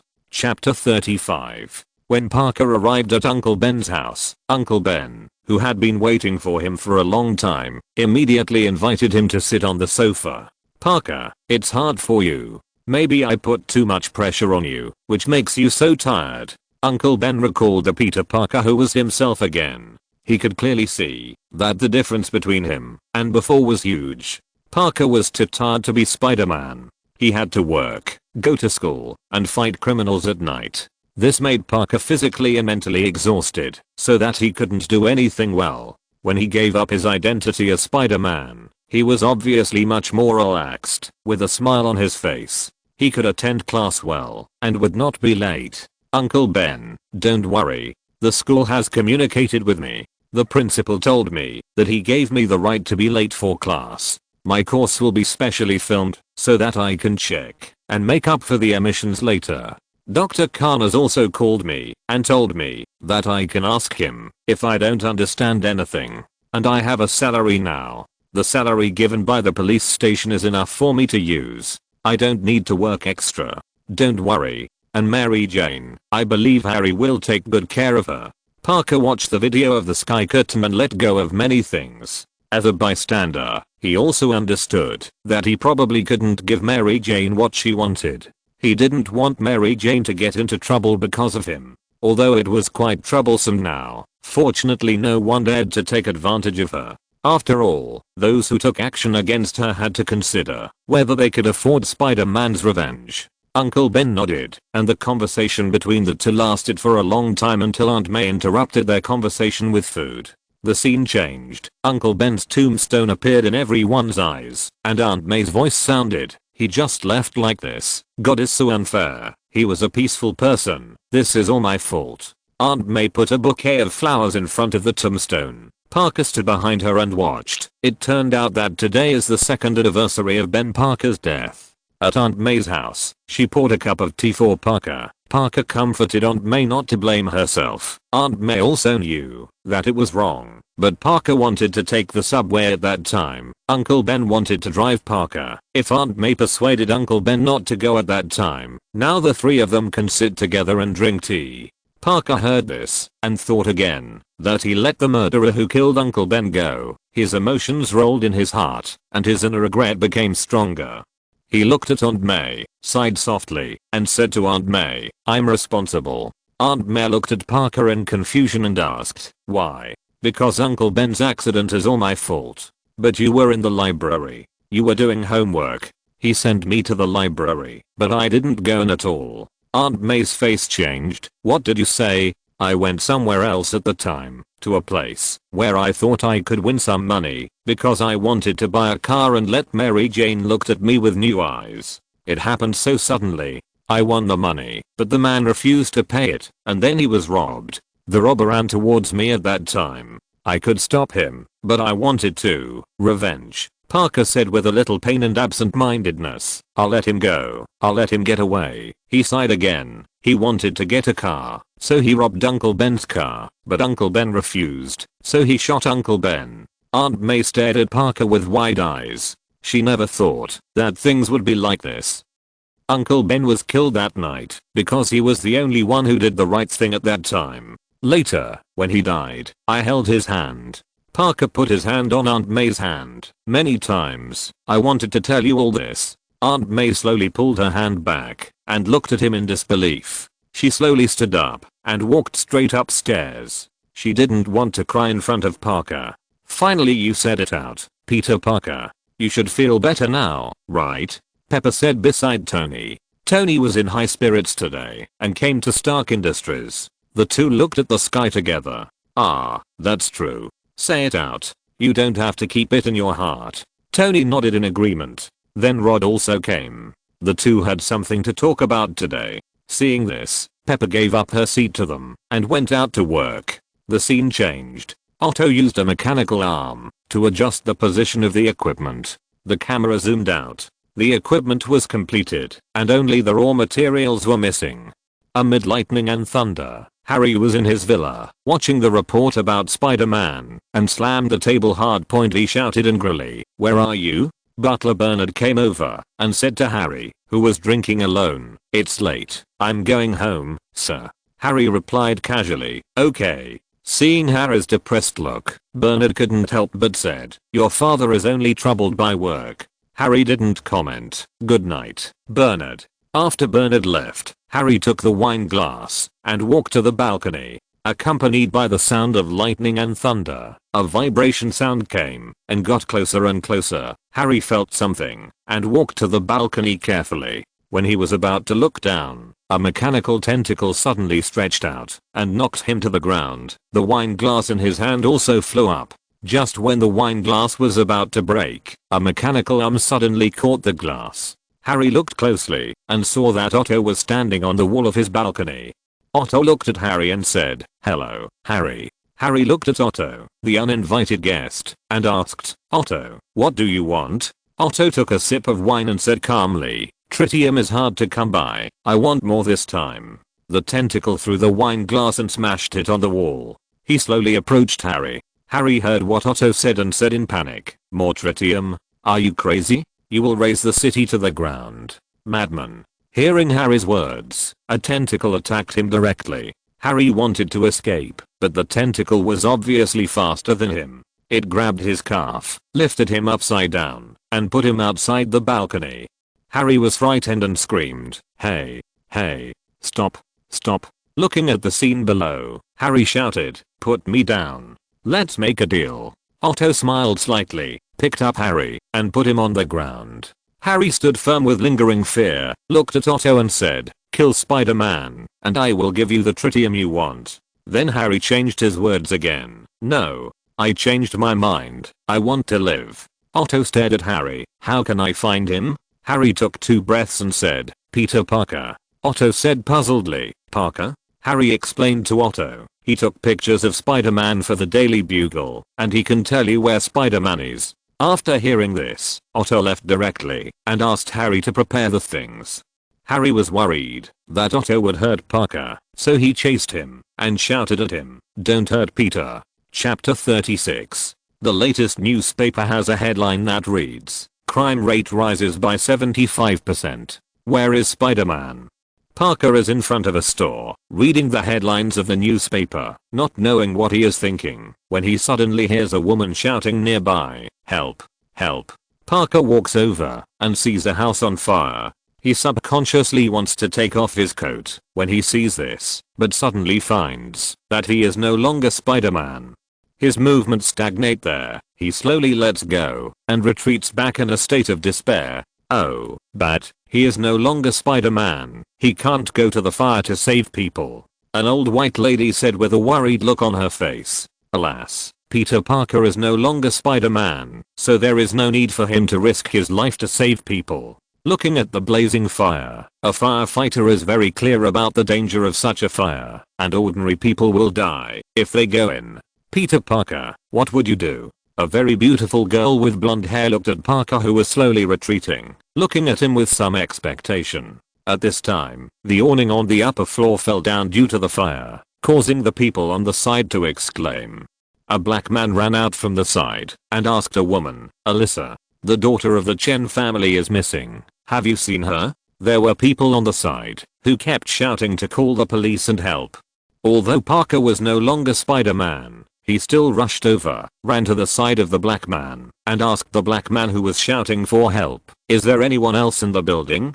The black guy looked at the burning flames upstairs and said without looking back, "It seems that a child is trapped on the 2nd floor." Parker rushed in without hesitation against the people who kept escaping from the building. The black guy exclaimed, "Hey, where are you going?" Parker rushed into the house and went straight to the 2nd floor. He heard the child crying. He followed the crying and found the child hiding in the house, but the door was locked. He could only shout inside that he was here to save her. Then Parker tried to knock the door open with his shoulder, but because he was just an ordinary person, he not only failed to knock it open, but also made his shoulder hurt. Parker covered his shoulder for a few seconds, then went up and kicked the door down with force. Parker, who had just entered the door and half crouched, found that the ceiling had collapsed in an instant. He quickly rolled over to avoid it. The next second, a lot of rubble fell from his original position. Parker opened the closet and found the little girl hiding in it. He comforted her loudly, "It's okay, come, I'll take you out. Hurry up." He took the little girl's hand and held her in his arms. As soon as he walked out of the room, the door beam on the other side fell behind him, almost hitting Parker and the little girl. But then Parker's way forward was also cut off because the floor in front collapsed directly. The distance was very long, and the wires behind him were also burned and burst. Parker looked at the collapsed floor in front, took a deep breath, sprinted with the child in his arms, and then jumped, landing on the floor on the other side. Unexpectedly, this floor was about to collapse. Parker stepped directly into the air, and the whole person fell with it. This thrilling scene made Aunt May exclaim. She couldn't believe that Parker would encounter such a dangerous thing. She almost cried again, and Uncle Ben had to comfort her on the side. The unknown people watching the sky curtain were also shocked, and they began to cheer Parker up. Fortunately, although Parker lost his superpowers, he still had some basic skills. He held the remaining floor with one hand and held the child with the other hand. The little girl was so scared that she kept screaming. Parker looked at the fire below, exerted a sudden force, and successfully put the little girl on it. Parker tried hard to climb up, but he couldn't succeed because he had nowhere to borrow strength. The little girl crawled over and held Parker's hand with her hand, giving him strength. With the help of the little girl, Parker climbed up the floor with difficulty and then immediately picked up the little girl and sprinted away again. The next second, their place was buried again. The flames became more and more fierce. The Chinese couple outside the house looked at each other in despair. At this time, Parker rushed out of the house holding the child and returned the child to the couple while running and coughing, and then left directly. The little girl smiled after surviving the disaster, looked at her parents and shouted, "Mom, yes. Peter Parker, you are the best. Yahoo. Peter Parker is so brave. He obviously has no superpowers, but he still rushed into the fire to save that little girl. He is a true hero. Even without superpowers, his courage and kindness are still admirable. Peter Parker's actions show his noble qualities. He disregarded his own safety just to save the lives of others. He is our role model. Whether he has superpowers or not, he has used his actions to interpret what true bravery and selflessness are. Peter Parker's brave actions are touching. He proves that superheroes don't necessarily need superpowers as long as they have a brave heart. His actions remind us that everyone can be a hero, no matter how powerful they are. For a time, the topic of Parker rushing into the fire to save people without superpowers became a hot search around the world, and countless media rushed to report it. There were also many people who tried to imitate Parker's scene of saving people in the fire, which resulted in some unnecessary casualties. Fire departments and police stations around the world had to issue notices to ask many citizens not to imitate Peter Parker's behavior at will, which was very dangerous. They did not deny Peter Parker's courage and kindness, but they did not encourage people to rush into the fire to save people without any defense. Professional matters should be left to professionals. The scene changed. The fire in the house had been extinguished, and the firefighters were checking whether there was any possibility of reignition. Parker was breathing oxygen on the side and still coughing. A firefighter came over, patted him on the back, and praised, "Boy, you are very brave." Another firefighter came over and told him some poor people were trapped on the 4th floor and couldn't get out. The firefighter shook his head when he heard it. Oh my God. Parker listened to the two firefighters' words, and his heart was heavy. He wondered if he was still Spider-Man, would these people not have died? Parker returned to the house, leaned against the window, and said to himself, shouldn't I have what I want? What I need? What should I do? Chapter 37. At this time, the sudden arrival of the landlord's daughter Ulasu interrupted Parker's thoughts. He turned his head to look at her. She hurriedly apologized. I shouldn't have come in without knocking. Then she walked out and closed the door. She knocked on the door. Parker turned around and faced the door. Come in. Ulasu pushed the door open and walked in. Hi. Parker smiled and greeted her. Ulasu looked at Parker a little nervously and said, would you like a piece of chocolate cake? Parker agreed, and Ulasu immediately smiled. Another glass of milk. Parker nodded. That would be better. Ulasu smiled and said, okay. Then she helped Parker close the door and get the cake and milk. Under Ulasu's tender gaze, Parker finished the chocolate cake. Ulasu immediately took his plate and the empty cup. Parker said thank you to her, and Ulasu was very happy. When he reached the door, Urasu remembered that he had forgotten to give him a note from Parker, which was given to him by Aunt May. Parker thanked him again and opened the note to read it. I can guarantee that this girl absolutely likes Parker. Tony immediately raised his hand and announced loudly. Rhodes on the side rolled his eyes. Anyone who is not blind or stupid knows that this girl likes Parker. Hey, you are so embarrassed to say that. Tony looked at Rhodes with dissatisfaction, and Rhodes said he didn't want to pay attention to him. Parker came to Aunt May's house and found Aunt May packing up her things. She asked in confusion, what's going on? Aunt May said without looking back. Oh, they gave me a few weeks, but I decided not to pay any attention to them. I moved now, and found a small apartment. Parker walked closer and asked, "Why didn't you tell me?" Aunt May looked indifferent. "I can handle it myself." Henry Jackson, who lives across the street, came to help. I gave him $5 as a reward. Parker looked at the child said, "That's Henry Jackson?" Aunt May smiled and said, "Yes. What happened in the past 2 years is very interesting. He is only 9 years old, but he has great ambitions." Parker wanted to talk about what he said last time. Aunt May waved her hand. Okay, we don't need to talk about it. No matter what, it's all in the past." Aunt May looked at Parker with relief, walked up to him and said, "But you bravely took the step of telling the truth. I'm proud of you. Thank you." I love you, Peter. I love you very much." Aunt May hugged Parker. After the two hugged, Aunt May continued to busy herself. Parker looked at these things and suddenly asked, "Hey, where are my comic books?" Aunt May said that she had given all the books away. Parker lowered his head helplessly when he heard that. Henry came out and said that he had packed all the pots. He also greeted Parker. Parker sighed that Henry had grown a lot taller. Aunt May told Henry while sorting things out, "Henry, can you put those recipes and kitchen utensils together?" Henry agreed immediately and then looked at Parker expectantly. "You took pictures of Spider-Man, right?" Parker replied, "I used to." Aunt May next to him also looked up when she heard what they said. Henry asked, "Where is he now?" Aunt May interrupted, "Henry and I are very surprised. We haven't seen his picture in the newspaper for a long time." Hearing this, Parker spread his hands. "He quit?" Henry asked with a puzzled look. "Why?" "He wants to try something new." Henry looked at Parker expectantly. "He will come back, right?"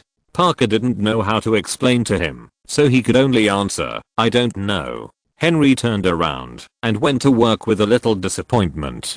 Aunt May said from behind, "You can never guess what he wants to be." "Spider-Man?" Parker asked puzzledly. "Why?" Aunt May replied, "He looks like a great hero. There are not many characters who can fly over eaves and walls like him to save old ladies like me." Aunt May said while packing things, "God knows that children like Henry need heroes.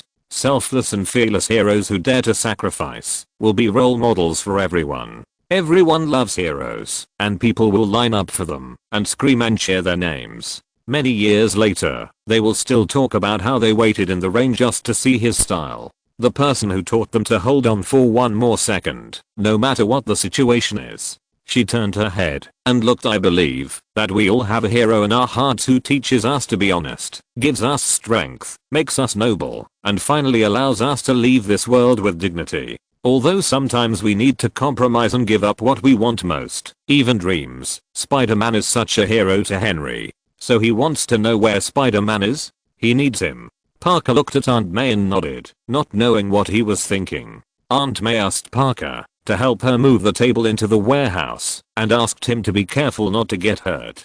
Parker agreed. The camera quickly turned and came to the rooftop of two houses. Parker stood on the rooftop and looked for a while, then walked back silently. Parker walked to the back. "Concentrate on what I want to do." He turned his head, took a deep breath, and ran towards the edge of the rooftop. Then he jumped up fiercely, cheering, "I'm back. I'm back." Then when he jumped into the air, the force of the jump was exhausted. He screamed in horror and fell down again. Fortunately, the line in the air relieved the impact for him. He hugged the line and hit the wall hard. Then he fell on the car again, smashing a hole in the roof of the car, and then rolled down and hit a car next door. Parker got up with a flushed face and touched his back, shouting in pain, "My back. My back." Then he staggered away like a 90-year-old man. I thought he was really back. Fortunately, he didn't fall to death. Otherwise, it would have become the world's #1 laugh point. Spider-Man fell to death between tall buildings. Tony first lamented that Parker couldn't turn back into Spider-Man, and then couldn't help laughing. "This is really embarrassing for Peter Parker. Parker, I feel pain just watching it." Harry was working while watching Parker fall from the sky. He touched his back with lingering fear, feeling as if he had also injured his back. Chapter 38. Mary Jane was opening the invitations. John Jameson was lying on the sofa and asked, "Honey, are you really not going to invite your photographer friend, Peter Parker?" Mary Jane smiled and looked at him, then looked at the invitation in her hand. "No."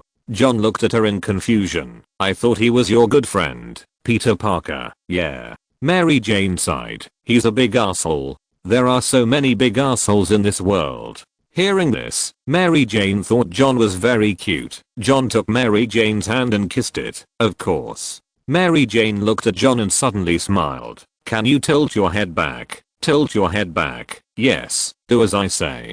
John did as she said. Mary Jane put the pillow in place for him and kissed John from top to bottom. After kissing for a while, Mary Jane's expression was a little inexplicable. John felt like he was back on the moon. Kissing change, but Mary Jane was obviously worried, and no one knew what she was thinking about. "Oh, I understand." She was reminiscing about the upside down kiss with Parker. "Oh no, it should be Spider-Man." As a playboy, Tony instantly understood what Mary Jane was thinking. It seems that having had many women is indeed beneficial. Huh. Of course, I know exactly what those girls think, Tony said narcissistically, and then he realized that the voice was not Rhodes's. He turned around and saw that it was Pepper, who had returned at some point and was looking at him with a smile on her face. The ordinary smile seemed like a devil to Tony, and he quickly stood up and explained to Pepper, while constantly hinting with his eyes that Lieutenant Colonel Rhodes, an unrighteous teammate, did not remind him.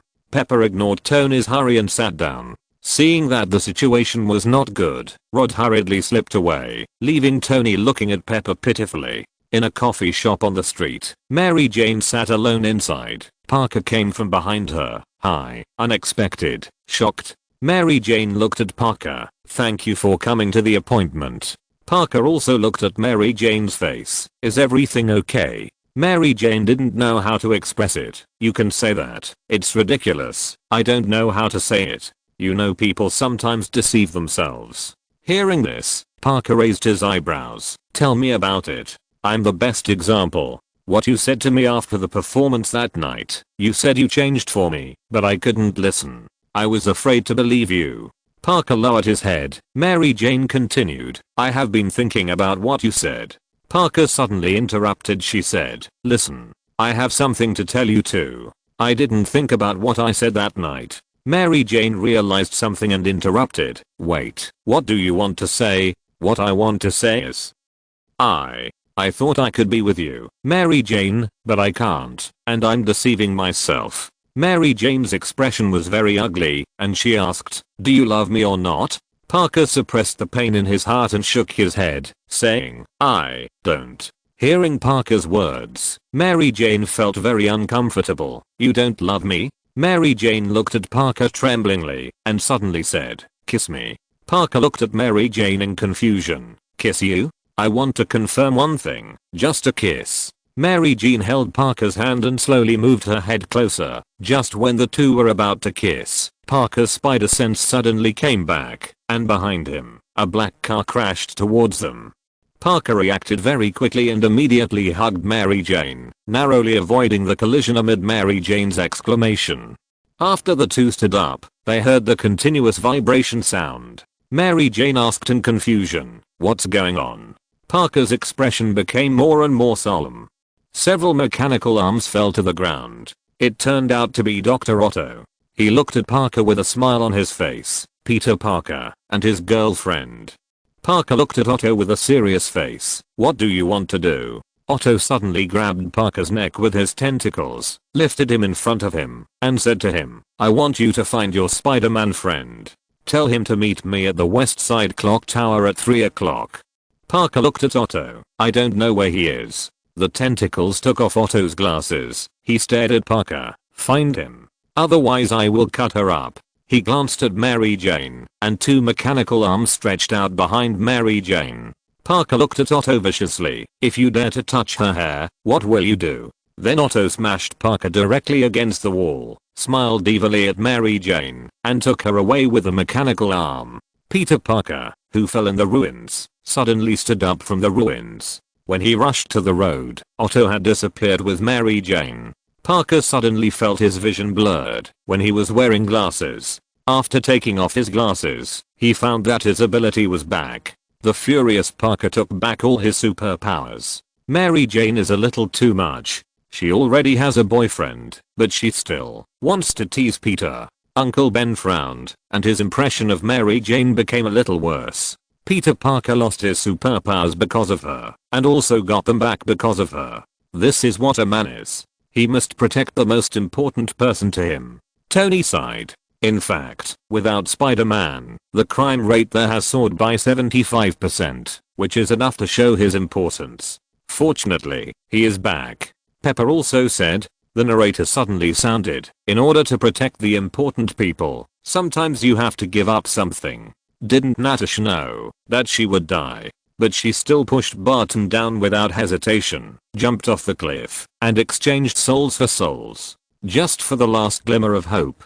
Didn't Tony Stark know that he would die? He knew better than anyone that Banner had the body of the Hulk, but he still couldn't withstand the huge energy. He was tortured to death and screamed. And Banner suffered great damage and wanted to bring everyone back, but he couldn't bring back his beloved Natasha. She really couldn't come back. There was only a 1 in 14 million chance. When Strange raised that finger, Tony knew that this was the only hope, so he took his life without hesitation to exchange for victory in the war, and thereby saved all life in the universe. Tony Stark finally stood shoulder to shoulder with gods with his mortal body. And at the last moment of his life burning out, he was still the original Iron Man. Chapter 39. Tony, Shock, Banner, and My Business. Natasha. Life in the universe. The sudden explosive information from the narration of the Sky Curtain made the whole universe in an uproar. Thanos sat on his throne and muttered thoughtfully, Tony Stark. What do you mean? Explain it clearly. Tony looked at the Sky Curtain with a confused face, but the Sky Curtain had fallen silent and ignored Tony's question. He said you saved the universe. Rhodes looked at Tony with a little surprise. Is this really the playboy he knows? Natasha Romanoff. I remember your name is this? Tony ignored Rhodes' words, but turned to look at Natasha standing next to Pepper. Although Nick Fury only said it once, Tony still remembered her name. Tony, you remembered it wrong. Her name is Natalie Rochman. Pepper looked at Tony a little confused. That's fake. Her real name is that. Tony stared at Natasha. What? Pepper was a little surprised. She is an undercover agent planted by Nick Fury, the director of S.H.I.E.L.D. in Stark Industries. Since Cheyenne Mu answered my question, I know this. Tony explained Natasha's affairs to Pepper. But none of this is important. What's more important is Cheyenne Mu's few short sentences. There is too much information in it. For a while, Tony didn't even know where to start to sort out the whole story. Okay. Assuming that Natasha's sacrifice only brought a glimmer of hope, and Banner brought everyone back. By the way, this Banner doesn't refer to the big green monster, right? Tony asked suddenly. Drive Banner is the Hulk's normal form. When he can't control his anger, he will transform into the Hulk. Natasha confirmed Tony's idea on the side. So well informed? So he really likes you? After all, we are both beloved Natasha. Tony joked. Natasha rolled her eyes, and under Pepper's death gaze, Tony coughed twice, and didn't dare to continue the topic. Ahem. Okay, let's continue sorting out. Banner brought everyone back. Why did he bring them back? What happened to them? Did they die? Or were they forced to leave? In the end, I sacrificed myself to save the entire universe, so let's assume that all those people died. So what happened? The narration mentioned the victory of the war. So let's assume that a war broke out across the universe, and countless people died, but still failed to win. In order to win, Natasha sacrificed herself, exchanging souls for souls in exchange for a glimmer of hope, and then Banner brought everyone back, and then the war still failed to win, so in the end I sacrificed myself? Tony pointed at himself and said. Rhodes nodded on the side. That's probably it. Then the question is, who is this Strange? Jarvis, search it. And the 1 in 14 million chance? Is it too exaggerated? More than 14 million times. We only won once. And I have to sacrifice my life. Tony complained that the probability was too low, and at the same time he was narcissistic and sure that only he could save the universe. Sir, relevant information about Strange has been searched. The most famous one is a famous neurosurgeon in New York, whose full name is Stephen Strange. Jarvis listed countless people named Strange. HMM. Tony glanced at them quickly. Focus on these people first. The Sky Curtain must be talking about things that will happen in the future. He waved his hand and asked Jarvis to list these people as key focus objects. Banner has the body of Hulk, but he is still tortured by the huge energy and screams. After Banner brings everyone back, I can use that huge energy again. It means that it is not disposable and can be reused, but the cost is very high and it will cause great harm to the user. I also died because of it. Do you know how powerful the Hulk is? I know it has caused a lot of damage, but I don't know the specific physical data. Tony looked at Natasha on the side. At this time, she was talking to Egghead. After hearing Tony's question, she turned and looked at him. We don't have specific data at present. It is known that all current thermal weapons, except nuclear bombs, cannot cause damage to it. The military used sonic weapons on him, but it could only have a little effect on it. In the end, it escaped. Natasha recalled the relevant information about the Hulk. Wow, the Hulk, who is not afraid of thermal weapons, was tortured by that huge energy. It seems that I have to overestimate the energy as much as possible. How huge? Tony shrugged and asked Jarvis to create a new file and named it to withstand unimaginable huge energy. But what I can't understand is soul force soul? What does it mean? Is Natasha's soul important? Can it bring back countless dead people? And Barton? Who is that? Why did you push him down? Agent Clint Barton, that's my colleague. Maybe he wants to stop me? Natasha ended the call with Nick Fury and answered Tony's question. As for your other question, how do I know? Natasha didn't know what would happen in the future, so she naturally had no answer to Tony's question. Well, it seems that we can only draw a rough conclusion for the time being. Aren't you very powerful? I'll leave it to you to analyze it, and I won't bother with it. Tony thought about it and gave up. The information was explosive, but there were too few clues, and he didn't want to waste his brain anymore. I'm afraid it won't work. Director Nick Fury ordered me to go back immediately. By the way, he asked you to go with me. Let's go. Natasha nodded, but then said the order of the Egghead. Tony rolled his eyes. Hey, I'm not your employee. I don't accept his shitty orders. Tony, this is for your own good. You were already famous, and now you're even more famous. I even suspect that reporters will surround the gate of your villa in a while. Natasha persuaded beside him. Looking at Natasha's face and thinking of her sacrificing herself for victory, Tony couldn't refuse such a person's request, so he had to follow her to leave Stark Industries. Pepper wanted to follow, but was rejected by Tony. In S.H.I.E.L.D., Nick Fury held a walkie-talkie in his hand and pressed the switch. His one eye stared at the flashing lights and muttered to himself, "Carol, is it time to call you back now?" Hill walked in with Natasha, Tony and others. Natasha and Stark are here. Barton is on his way back. Chapter 40. Nick Fury put the pager in his hand aside. Tony sat down on the chair and saw the pager at a glance. He asked curiously, "What is this?" "An old pager. This is my last trump card. I use it to ask for help at the most critical moment." Nick Fury looked at the pager that was constantly sending messages and recalled the past with Captain Marvel. Trump card? Ask for help? What does that mean? You have reinforcement, right? Tony looked at the Egghead and wondered what kind of reinforcement such an old pager could call. Yes, a powerful reinforcement, but it may take her some time to come.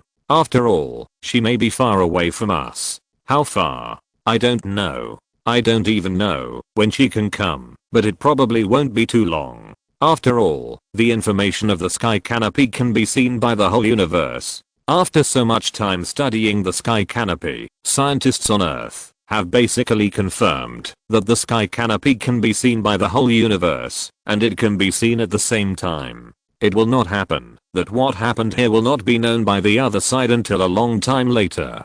Okay, how's your analysis of the information on the sky curtain? Tony looked at Nick Fury, wanting to know their opinions. Tell me yours first. Tony did not comment and told all his previous guesses. Nick Fury nodded, then handed a document to Tony and said, "I don't know what that huge energy is at the moment, but we have something similar, just as described in the document in your hand.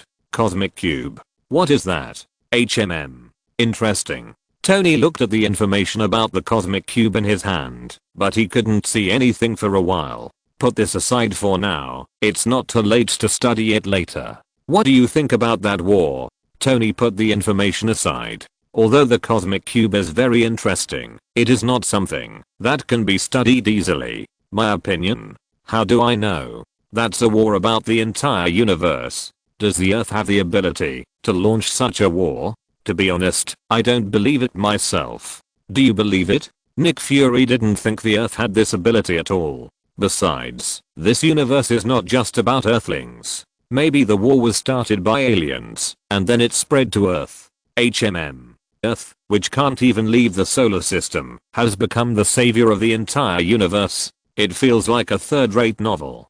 To be honest, I don't believe it. Tony changed his posture and said, also, how do you know there are aliens? Have you met them? I did meet them, Tony. You don't think we've done nothing for so many years, do you? Really? Tell me. Tony expressed his doubts. You don't need to know so much. There are many things you don't understand, and there is no need to understand them. Nick Fury skipped the topic and continued, regarding Strange, we have currently locked on to all the people with this name, but we haven't found anything special. We can only continue to observe. 1 in 14 million chance. There is no doubt that Strange knows how to win this war, and he is deeply trusted by Tony, so Tony chose to sacrifice himself without hesitation. And Natasha, exchanging souls for souls? We don't have any at the moment. There is research on the soul, but since Cheyenne Moose said so, it proves that people must have souls. Natasha traded her soul with a certain existence, so she can never come back. Agent Barton went with her, but I guess they didn't know to exchange souls at first, otherwise Natasha wouldn't have to push Barton down and jump off the cliff. It happened suddenly, so Barton wanted to stop Natasha, or he wanted to exchange his soul, but he couldn't win over Natasha. Nick Fury's analysis caused everyone to nod repeatedly. Another point, Banner has the body of Hulk. I don't quite understand this. As far as I know, Dr. Banner can't control the big green monster. As long as he gets angry, he will become the Hulk, but at this time he is no longer himself, just a monster that can only destroy continuously. Speaking of which, it is indeed a bit problematic. Maybe in the future Dr. Banner controls the big guy who loves to lose his temper? Tony bit the tip of the pen, held his head with his hand, and looked at the pager and guessed. We can't confirm this for now, let's put it aside for now. Nick Fury hadn't finished speaking when he saw someone walking towards the door. A SHIELD agent knocked on the door, attracting everyone's attention. He glanced at everyone present and said, put it here. Nick Fury knocked on the door, knocking on the table. He came over, put the information on the table, and then left, closing the door. What is it? Tony was like a curious baby, asking everything. Bruce Banner's information. We have found his current location. Natasha, please take the trouble to bring him back. We can't leave him alone outside now. Boiled Egghead handed the information to Natasha. Since it was beloved Natasha, the green monster couldn't hurt her, right? So giving it to Natasha was the best choice. Natasha nodded, took the information and walked out. Without further ado, she had to bring Dr. Banner back as soon as possible to avoid more trouble. What did you want to say just now? Tony looked at the boiled egghead. I mentioned the Avengers plan to you before, but you didn't agree at the time. But have you changed your mind now? Nick Fury stared at Tony's eyes. Tony Stark thought for a moment. I agree to join, but to be clear, I will not serve the government, nor will I follow your orders. Fury frowned, but he knew Tony's value, so he said, I understand your position, but we need your technology and wisdom. Tony shrugged, I will provide my expertise, but don't expect me to obey orders like a soldier. I'm an independent individual, and I will do things my own way. Tony threw the pen on the table and stood up. Okay, now that we are clear, let's get to work. But remember, I will only do what I think is right. Tony left S.H.I.E.L.D. and decided to return home immediately to start making a new Mark armor, although he had successfully made a portable Mark 5 armor. But he felt that this was not enough. He needed a stronger armor, and the ultimate goal was to be able to withstand unimaginable energy to ensure that he would not be killed by that huge energy in the future. He hasn't lived enough. He hasn't even given Pepper a home. How can he die like this? Although he sacrificed to save the entire universe, he still didn't want to die if he could live. Chapter 41. When Tony and his team were analyzing the information about the Sky Curtain's narration, the first generation of Earth countries were also analyzing the information, but they could not find Natasha, Tony Stark, Banner, Barton and others who met the requirements, and they did not even know what the so-called Hulk's body was, so naturally they could not analyze any useful information. Inside the Daily Bugle, Spider-Man 1.5 was standing by the window smoking. Robbie walked in. "Your future daughter-in-law is still missing. I'm sorry, Jonah." Jameson held a cigar and blamed himself. "It's all my fault. I forced Spider-Man away." Hoffman said from behind him. "He is the only one who can stop Dr. Octopus." Jameson looked at the spider suit hanging on the wall, sighed and said, "Yes, Spider-Man is a hero. I just don't want to admit it. He is." Suddenly a gust of wind blew. Jameson lost his balance, turned around and suddenly said angrily, "Thief. Bandit." The spider suit originally hanging on the wall has disappeared, replaced by a note that reads, "Your good neighbor, Spider-Man. He stole my tights. He is a public enemy. I will bring that stinky spider to justice. I will hang him with his own spider silk." He looked up and saw the skylight above and roared, "I will catch Spider-Man." Then came the headline of the Daily Bugle, which read, "He is back. The threatening masked man returns." Parker shuttled between high-rise buildings, rushing towards the location Otto said at a very fast speed. In the distance, Otto had already seen Spider-Man's figure, turned around and climbed up the clock tower. Parker swung on the spider silk to the top of Otto and looked at him, angrily asking, "Where is she?" Otto looked at Spider-Man who was close at hand, smiled and said, "Oh, she's fine. Let's talk." After that, he waved to Parker provocatively, and Parker rushed directly towards him. Otto was not to be outdone and attacked Parker with mechanical tentacles. But Parker dodged all his attacks easily. He landed in front of Otto, dodging the tentacles, while punching Otto several times. But because he didn't use much force, Otto didn't suffer much damage. Otto seized the opportunity and pressed Parker against the wall with his mechanical arm, then threw him down hard. Parker calmly grabbed the pointer of the big clock. Otto's tentacles followed closely. Although Parker dodged the attack, the pointer was broken by the mechanical arm, and Parker fell down with the pointer. During the fall, Parker adjusted his body with his strong body balance, fired a spider bullet upwards, and hit Otto in the face.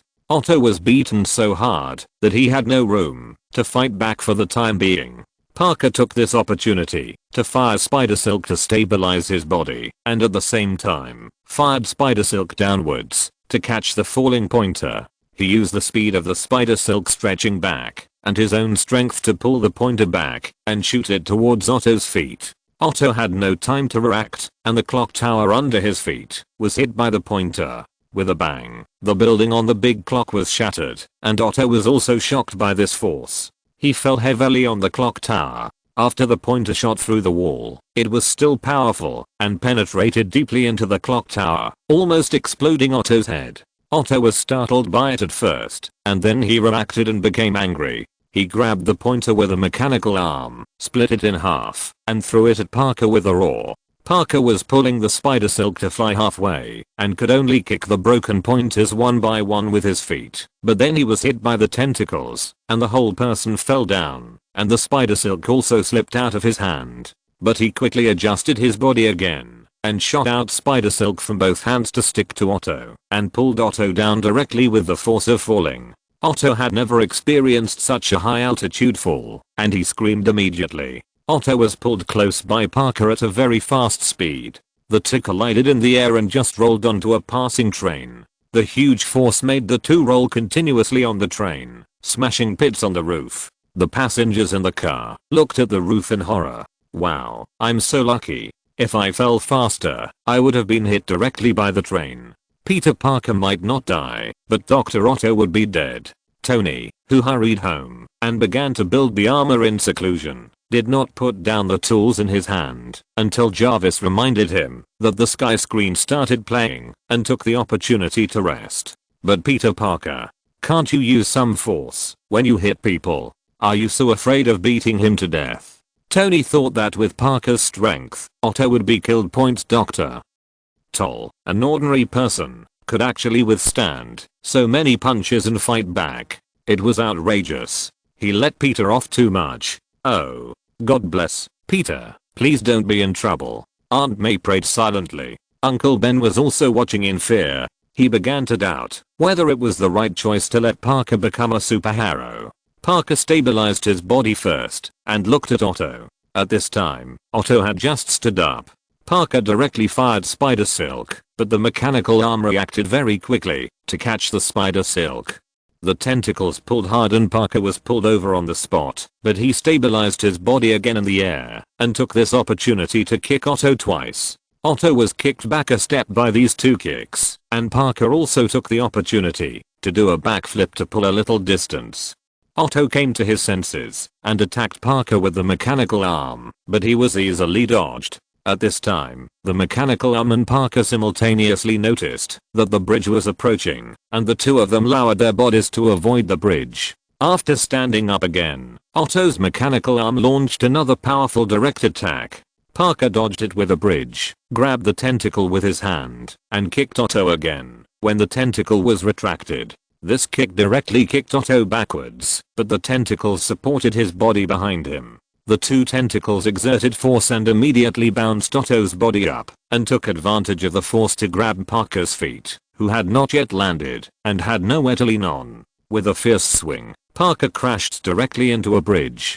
Fortunately, Parker's spider sense and body balance ability were extremely strong. He adjusted his body in midair and easily passed through the gap in the guardrail on the bridge. At this time, Otto was faster and had come to Parker's front. Parker just hit him from behind. Although Otto turned around in time, he still had no time to react and was directly knocked off the roof of the train by Parker. If you're listening to this novel on a channel other than Fanfic World, it means they downloaded and uploaded it without effort. We cordially invite you to visit our channel, Mundo Fanfic Novelos. There you'll find the original version of this story and you can explore many other novels of various genres. We're waiting for you to immerse yourself in a world of incredible novels. Chapter 42. The two were fighting on the side of the train, and the passengers in the car gathered to watch. During the fight, Parker was caught by the mechanical arm and smashed against the door. Parker crashed into the carriage directly, and the passengers inside were shouting in fear. Parker grabbed the handrail. Otto tried to pull him out again, but unfortunately he only tore his battle suit and failed. Parker used the handrail to rotate in the car and broke the glass again to rush in front of Otto.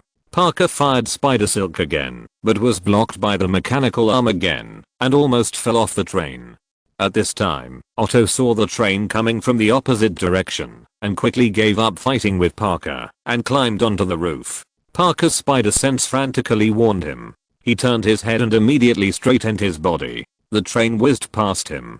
After the train passed, Parker immediately climbed onto the roof, but he couldn't see Otto's figure. He carefully checked and saw a tentacle disappear under the train from the other side. Parker was crawling down along the glass, but Otto suddenly appeared from the glass window opposite, and his tentacles directly shattered to layers of glass, knocking Parker off the train, and then he fell heavily to the ground. But Parker was not affected at all. As soon as he landed, he shot out spider silk again to grab the tail of the train. At the same time, another spider silk stuck to the house on the other side, launched him up, and began to chase the train. Otto stood at the tail of the train and looked at Parker. He directly broke the window with his two arms and grabbed two passengers from it. A man and a woman screamed in fear in midair. Otto threw one of the women to Parker. Parker immediately lowered his body to hug her, then threw her aside, and immediately used spider silk to weave a spider web under her to catch her. Otto threw out another man, and Parker also rescued him in the same way. Oh no. How could I do such a thing? Otto covered his head in pain as he watched the situation being played in the sky. In recent days, the criticism of him from the outside media has become louder and louder. Even if Parker spoke out to guarantee that the things in the sky would not happen, he could not stop the rumors from the public. It's okay, dear. No matter what happens, I will be with you. Rose was beside him, comforting him with tears in her eyes. Although Otto was determined to prove himself at this time, he still couldn't resist the pressure from the outside world. Fortunately, Parker had always supported him firmly, which prevented him from committing suicide. Otto saw that his method failed and angrily went to the front of the train and then knocked the conductor unconscious with a heavy blow. Parker finally caught up and fell behind Otto. Otto turned his head and smiled evilly at him. Then the tentacles increased the speed of the train to the maximum and then pulled up the entire control handle by the roots, and the speed of the train became faster and faster, rushing directly through the train station. The passengers in the car were also in a commotion due to the sudden acceleration. Otto casually threw the control handle to Parker and smiled at him. "You have a train to catch." Then he jumped directly onto the house next to him. Parker looked at Otto, who was retreating tactically, and suddenly heard a cry for help from the car. At this time, another driver was trying to stop the train, but found that the brakes were gone. He could only shout for help from Parker. With a burst of explosions, Parker's mask was also affected. He had no choice but to take off the mask. Then he saw through the spider sense that the track in the distance had not been repaired. "Jarvis, what should I do if I encounter this situation? Can the power of the Mark armor withstand the speed of the train?" Tony looked at this scene, frowned, and asked immediately, "Sir, the horsepower of the Mark armor is not enough to compete with a train full of passengers running at full speed. It is difficult for you to stop it in a short distance by offsetting the power." Listening to Jarvis' report, Tony's face turned ugly. "Add the next model of the Mark armor plan to increase the power. I don't want me to have to watch this train run off the track." "Okay sir, this option has been added to the plan," Jarvis replied quietly. Tony looked at Peter Parker's face and muttered to himself, "What would you do?" Peter Parker: "Sir, in the current situation, it might be a good choice for Peter Parker to directly rescue the passengers in the train with spider silk." "What about the train?" "There is a big road under the track. There are countless people and houses below. If the train rushes down, the casualties must be unimaginable." Tony's face was very ugly. He could probably imagine the tragic situation caused by the train flying off the track. "Sir, with your current armor, look, I'm afraid there's nothing I can do." Jarvis gave the answer, but Tony was not satisfied with the answer. "Shut up, damn it." Tony couldn't help cursing, walked to the bar, and poured himself a glass of wine, and drank it all.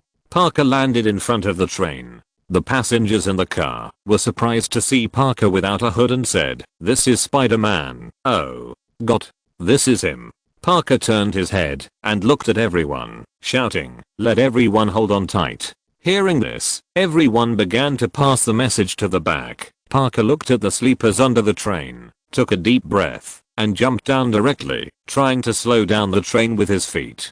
Countless sleepers were easily smashed.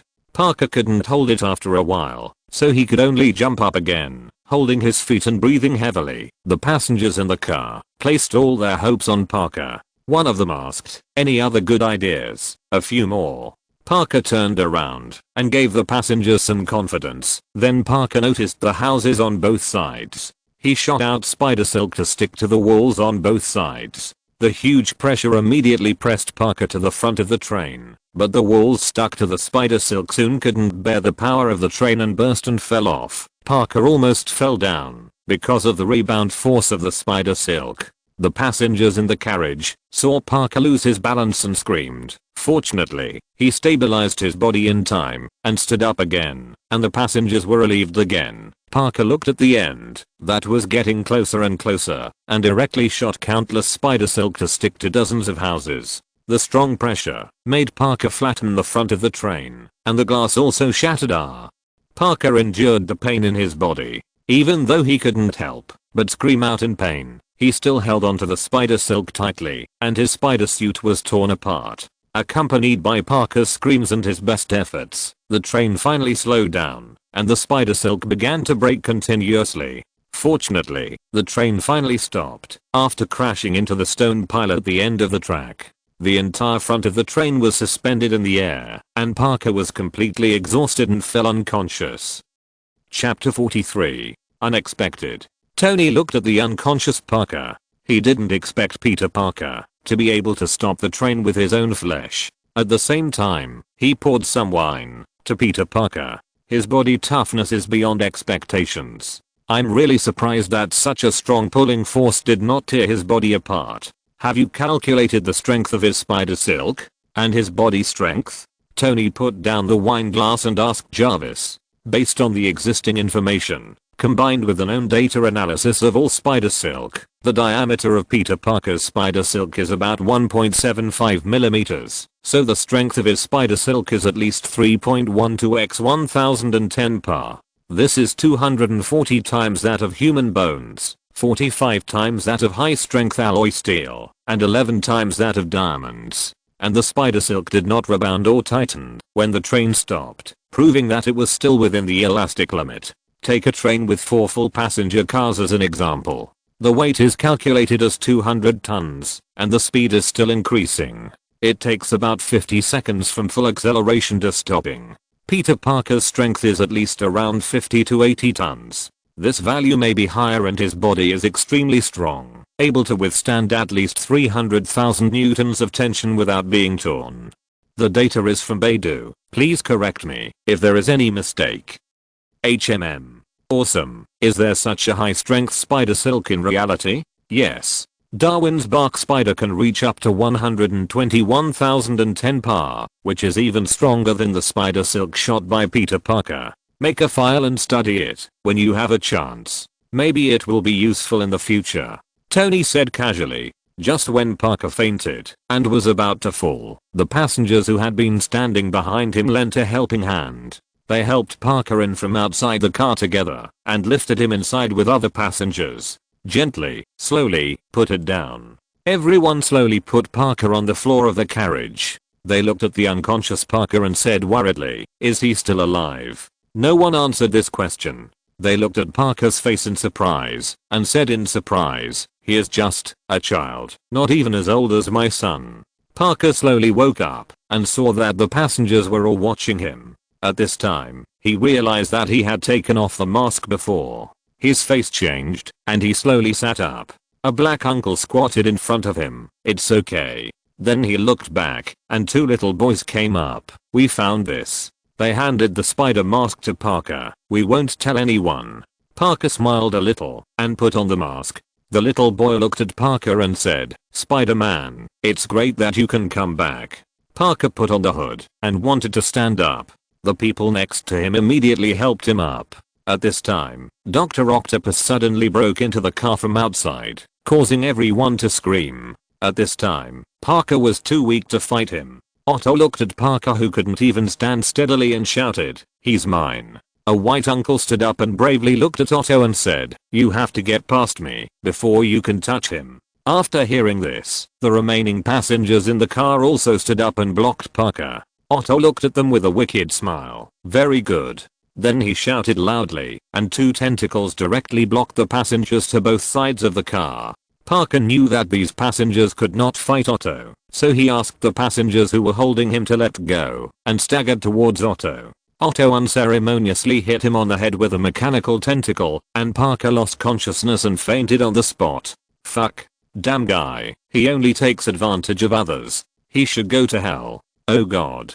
Please bless Spider-Man. The countless people watching the sky curtain saw Otto's despicable act of taking advantage of others, and they all cursed. Harry looked at this scene, and his heart was also burning with anger. He couldn't help but throw the wine glass in his hand fiercely, and it broke into the wall with a bang. He took 2 deep breaths to calm himself down. It was because of his fault that Parker suffered so much. He was a little embarrassed to face Peter Parker. At night, there were lightning and thunder outside the house. Harry was drinking in the house as usual. Suddenly he heard something. He turned around and found that Otto was holding Parker, who was tied up. Where to put him? Harry pointed to the sofa beside him, and Otto put Parker on it. Harry stared at the unconscious Spider-Man, and Otto asked, "Where is the tritium I want?" Harry saw the threatening mechanical arm and hurried over to hit it point after opening the safe. Otto pushed Harry away, took off his glasses, and looked at the tritium element he had dreamed of.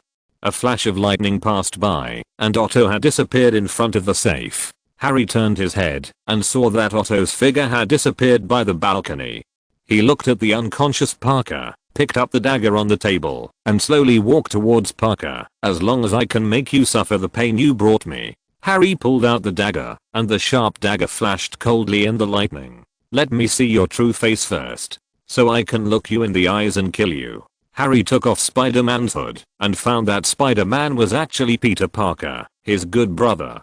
Harry, who was about to stab the dagger, was shocked when he saw this, and the dagger in his hand fell down involuntarily. Harry stepped back in disbelief. "Peter, no. This is impossible." Harry retreated to the table, and fell onto it due to an unstable center of balance. At this time, Parker happened to be completely awake. Seeing this, he stood up, and broke free from the chains. Parker walked up to Harry and asked, "Harry, where is she? Where did he lock her up?"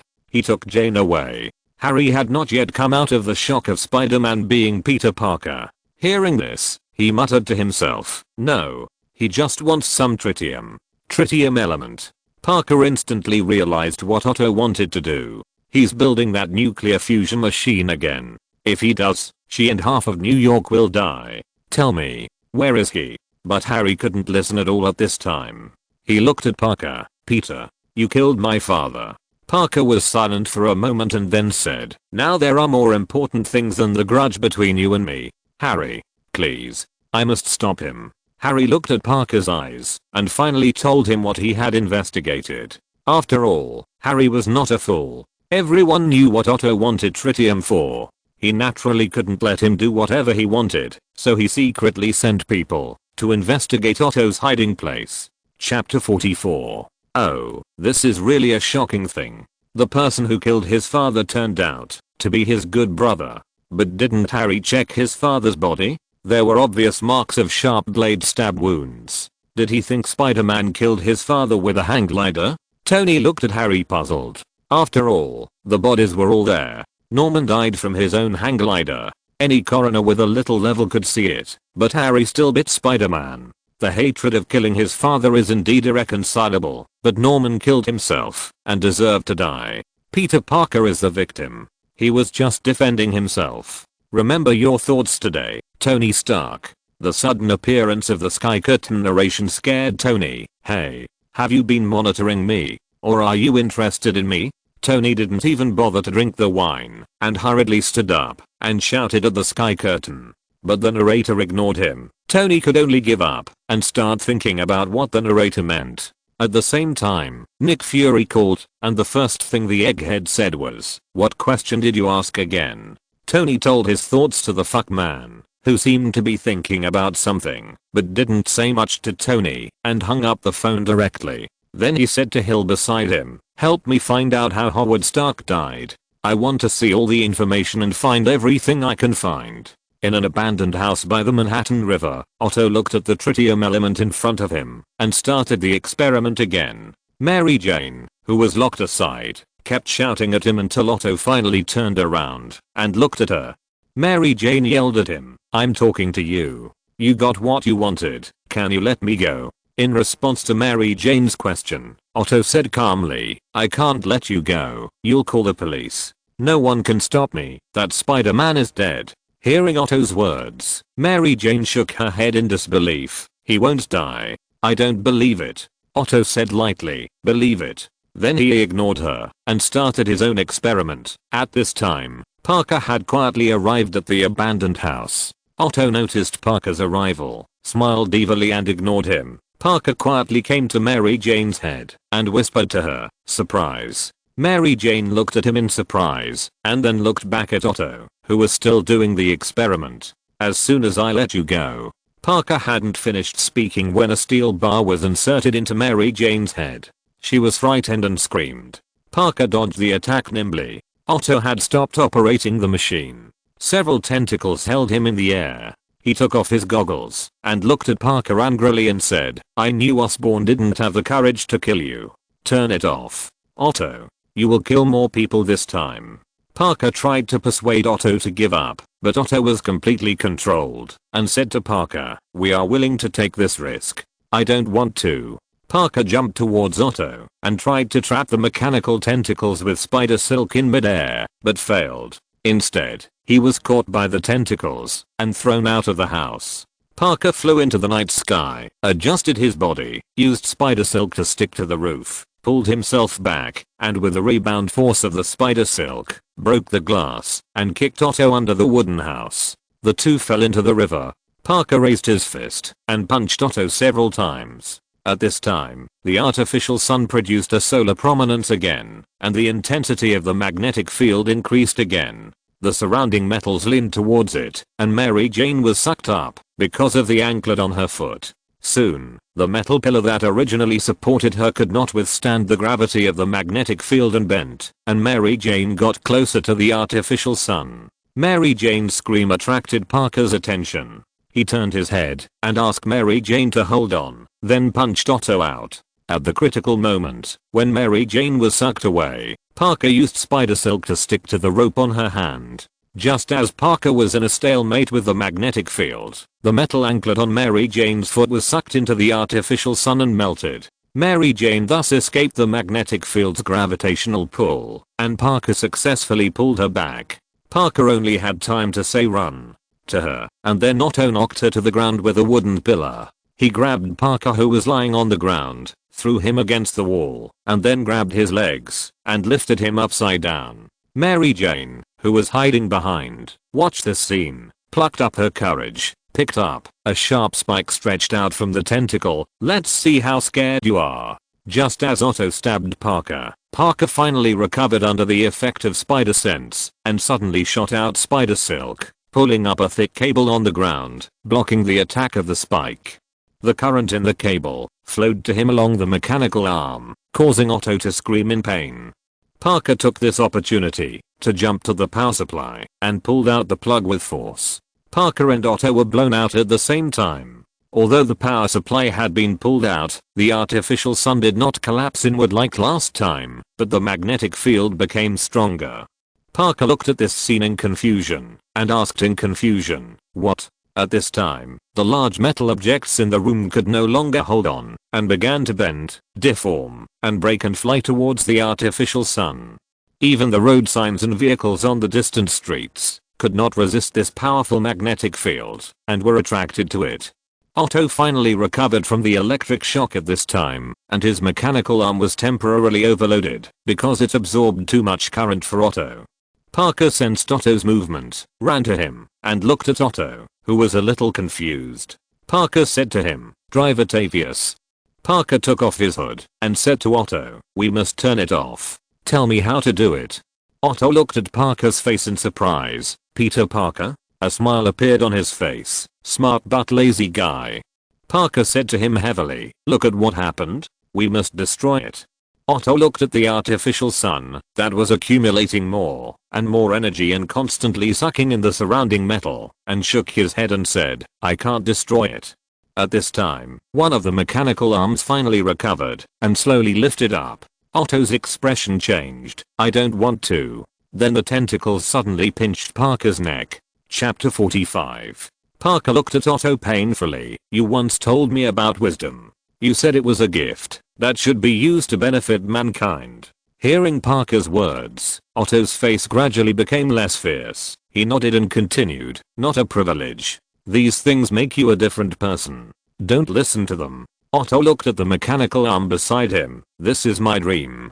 Parker told Otto what Aunt May told him. "Sometimes, for justice, we have to compromise. Give up what we want most, even our dreams." Otto listened to Parker's words and began to reflect. The mechanical tentacles behind him began to feel uneasy. Otto murmured to himself, "You're right." Hearing this, the mechanical arm opened its tentacles towards Otto, trying to control Otto again. Otto listened to the voice in his mind and looked at these mechanical arms. "He's right. Listen. Listen to me now. Now, listen to me." Otto used his strong will to get rid of the control of the mechanical arm. The tentacles let go of Parker, who asked, "Now tell me how to stop it." Otto shook his head. "It can't be stopped now. It has started to run automatically." Parker was very anxious, and the situation became less and less optimistic. "Think about it." Otto thought for a while and said, "Unless. In the water. Sink it in the water." Hearing Otto's words, Parker turned around and wanted to sink it in the water, but Otto's tentacles pulled him back. Parker looked back at Otto in confusion, and Otto said calmly, "I'll do it." Otto got up from the water and went straight to the artificial sun. He looked back at Peter Parker deeply and then went directly under the nuclear fusion machine. At this time, Parker sensed a pair of eyes staring at him. He turned around and found that it was Mary Jane. She was looking at him in disbelief and surprise. Just as the two looked at each other, the steel bars supporting the wall behind Mary Jane were sucked away, and the wall collapsed immediately. Parker shouted, "No!" Mary Jane also found the wall that was smashing towards her. She retreated in fear and accidentally fell to the ground. At the critical moment, Parker rushed over, held up the wall, supported it with his back, and looked at Mary Jane. Parker didn't know how to talk to Mary Jane, so he could only say hi to her. Mary Jane also responded to him. Parker supported the wall and smiled bitterly. "This is really heavy." Otto had come to the bottom of the artificial sun. He roared, and the mechanical arm used all its strength to break two of the brackets supporting the machine, and the artificial sun began to tilt. At the same time, Parker was still supporting the wall, but the wall was tilting more and more. Parker looked at Mary Jane and said, "Jane, what if we really die?" Mary Jane interrupted Parker, "You love me." Yes. At this point, Parker had nothing to worry about. He didn't even know if he could see the sun tomorrow, so he admitted it without hesitation. "Even though you say you don't love me." Looking at Mary Jane, Parker nodded. "Otto." He looked at the artificial sun above his head. "I don't want to die as a monster." Then he twisted the last two brackets violently, and the entire artificial sun fell into the Manhattan River, along with Otto underneath. At the same time, Parker sensed the danger, burst out with strength, lifted the entire wall, threw it forward, picked up Mary Jane, and just turned around to find a metal frame rolling towards them. Seeing the metal frame close at hand, Mary Jane screamed in fear.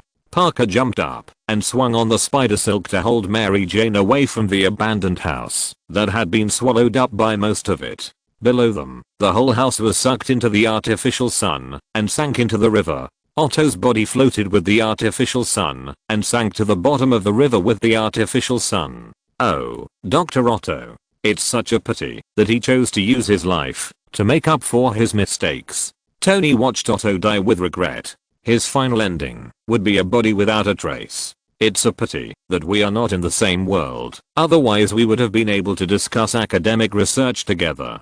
Goodbye. Although Otto had many omissions and mistakes, it is undeniable that he was a very capable scientist. It's just that he was too conceited and his equipment was very simple, so that after making the artificial sun, he could not stably convert it into energy. Otto. Rose looked at Otto, who sank to the bottom of the river, and hugged him with tears in her eyes. Dr. Otto also gently hugged her, and the two hugged each other silently. On a crane by the river, Mary Jane was lying on a huge spider web. Parker climbed to her side, and the two looked at each other affectionately. "I think I should always know who you are. You know why we can't be together. Spider-Man will always have enemies. I can't let you take such risks." He looked into Mary Jane's eyes. "I will always be Spider-Man. You and I can never be together." Hearing Parker's words, Mary Jane trembled and closed her eyes, turned her head, and the sound of police car sirens came from a distance. John Jameson arrived in a police car and saw Mary Jane slowly descending from the crane with spider silk. He ran quickly, shouting her name while running. Mary Jane and John hugged each other on the crane, but Mary Jane's mind was no longer on John. She turned her head to look at Peter Parker in the distance, and Parker was also looking at her in the distance. Finally, Parker put on the hood and left. Mary Jane looked at Parker's figure going away and leaned sadly in John's arms. Peter Parker is very responsible. In order to protect her, he would rather stay away from her, but I think Mary Jane will come back to find him. Do you believe it? Tony once again lamented the complicated emotional relationship between Peter Parker and Mary Jane, and then vowed to Pepper, "I also think she will. Women are always emotional creatures. When she knows Peter Parker's true identity, strong emotions will make her lose her mind and go to find him regardless of everything." Pepper also nodded in agreement. "What about you? Will you lose your mind for me?" Tony suddenly asked. "That depends on your performance." Pepper turned around and smiled, wanting to walk out, but Tony stood up and hugged her in his arms. Then it depends on my performance. On the other side, Peter Parker looked at Mary Jane on the sky with a complicated expression. He found that his relationship with Mary Jane was really getting more and more complicated. Harry liked Mary Jane, and Mary Jane had a good impression of both Harry and him. He wanted to be a good Spider-Man, and wanted to help Harry and Mary Jane, but the sky always made him and Mary Jane entangled. For a while, he was upset, and didn't know what to do. Chapter 46. The camera turns, and Harry, who is still at home, strokes the dagger with his hands. Suddenly, as if he feels something, he stands up, and a strange laugh appears in the air. Who? Kit, it's me. Harry turns his head and looks at the mirror, and Norman appears in it. He says in disbelief, Dad, I thought you. No. I live in your heart, Harry. Now it's your turn. You swear to make Spider-Man pay with blood. Now let him pay with blood. Harry says hesitantly, but Peter is my best friend. Faced with Harry's hesitation, Norman says calmly, I'm your father. You are too cowardly. You have always been cowardly. You will always be cowardly until you learn to take the initiative. Now you know Peter's true face. Be strong, Harry. Avenge me. Norman says viciously. Harry listened to Norman's words, shaking his head with tears. Norman yelled at him, revenge for me. Harry screamed in pain, no. Then he threw the dagger hard and broke the glass. Unexpectedly, there was a secret passage hidden behind the broken glass. Harry walked in puzzledly, but turned around and was startled by the Green Goblin mask and bumped into the glass cabinet where the Green Goblin bombs were placed. As the lights came on, Harry found a whole wall of Green Goblin bombs, as well as physical enhancers on the side, the Green Goblin skateboard and the Green Goblin mask behind him. The scene came to a church. Mary Jane was wearing a wedding dress in the church, looking at herself in the mirror anxiously. As the music sounded in the church, the priest and John were waiting for Mary Jane to arrive. Harry was also invited to attend the wedding. The door opened, but Mary Jane's figure did not appear for a long time. 1.5 Generation Spider-Man stuck his head out in confusion. Finally, there was a figure at the door, but it was not Mary Jane. A lady ran in hurriedly with a card in her hand and handed the card to John. Seeing this, the priest behind him silently closed the Bible.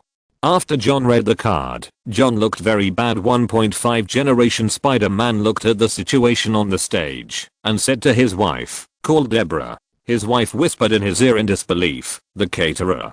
1.5 Generation Spider-Man nodded, tell her not to open caviar. Hearing this, she originally thought that Jameson wanted Deborah to be the bride. The idea disappeared, and she turned her head stiffly to look at Jameson, not knowing what to say to him for a while. Outside the church, Mary Jane ran away in a wedding dress with a smile on her face. In the room, Peter Parker was sitting on the bed with his back to the door. He looked a little lost and didn't notice a figure behind him. The slow spider sense finally detected a line of sight. He turned his head and saw Mary Jane in a wedding dress standing at his door. He stood up a little at a loss. Mary Jane smiled and said to him, you must do what you should do, Mary Jane. Parker looked at her in disbelief. Peter, I can't live without you. Mary Jane was full of smiles, and you can see that she is very happy. Parker walked up to her, shook his head and said, you shouldn't come here. I know you think we can't be together, but can you respect me and let me make my own decision? I know this will take a big risk, but I want to face it with you. It's wrong to lose your other half and live alone. I love you. Listening to Mary Jane's confession, Parker gradually smiled. So I'm at your door now, but I've always been standing at your door. Mary Jane reached out and gently stroked Parker's cheek. Is it time for someone else to save you? She looked into Parker's eyes. Don't you want to say something? Thank you, Mary Jane Watson. Parker shook his head and said, then kissed her, and the two kissed passionately. Suddenly Parker heard the sirens and turned his head to look out the window.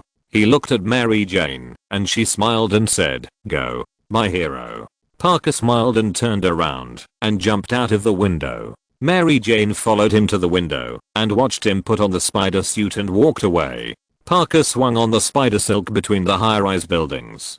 2 rescue helicopters passed by him, and there were many fire trucks on the ground. Uncle Ben looked at Mary Jane and was a little surprised that she would come back to find Peter, but he was still not optimistic about the relationship between the two. Jane was overwhelmed by Peter's true identity, but that was only temporary. Uncle Ben was interrupted by Aunt May before he finished speaking. No matter what the final result is, at least she still mustered up the courage to find Peter, which proves that she loves Peter. You are right, but whether this relationship can be maintained, it takes time to test. Uncle Ben nodded and agreed with Aunt May. Let the young people handle their own affairs, Aunt May said to Uncle Ben while pouring a cup of tea for him. Well, we old guys should not care too much. On the other side, Mary Jane, who was with Harry, looked at the sky. After seeing Harry discover Norman's secret base, she looked at him a little worriedly. Harry shook her hand and indicated that he was fine. But Harry began to worry about Peter's safety. He knew his character very well and would definitely go crazy to retaliate against Peter Parker. He didn't want to hurt Peter, but he had no control over what happened on the sky. Mary Jane also realized this problem, and the two of them couldn't help but pray for Peter Parker in the sky. The mood of Spider-Man 1.5 was not so good. Although he had been confirmed to be a fan of Spider-Man, he saw that the bride ran away halfway through his son's wedding. He thought it was a good thing that the sky had released this scene. Otherwise the money for the wedding banquet would be wasted in the future. Tony, who had just been intimate with Pepper, was talking to her about Monaco. They would leave for Monaco early tomorrow morning and visit the racing club there the day after tomorrow. It happened that the video on the sky had been played temporarily. According to the last experience, it would probably be silent for a month, and they could take the opportunity to take a vacation. Tony owns a racing club in Monaco. He is also a racing enthusiast. His biggest hobby, before becoming Iron Man, was racing. There just so happens that there are games to watch these few days, and they can take advantage of this time to relax and discuss some contract matters. Chapter 47. On the morning of the day of the competition, Happy drove Tony and Pepper to the Paris hotel under the guidance of the traffic police. As soon as Tony got off the car, he caused enthusiastic cheers from the surrounding fans. Tony greeted them and walked into the hotel first. Pepper followed him, and Happy carried the most advanced portable Mark V Plus suitcase. This is Tony's latest development. It is precisely because of this model that Tony has the heart to run to Pepper for intimacy. Tony followed Pepper and said as he walked, "This is Europe. No matter what happens, let it go." "Let it go? Let what go?" Pepper asked in confusion, and Natasha, who had been waiting for them in the hotel, greeted the two and interrupted their conversation.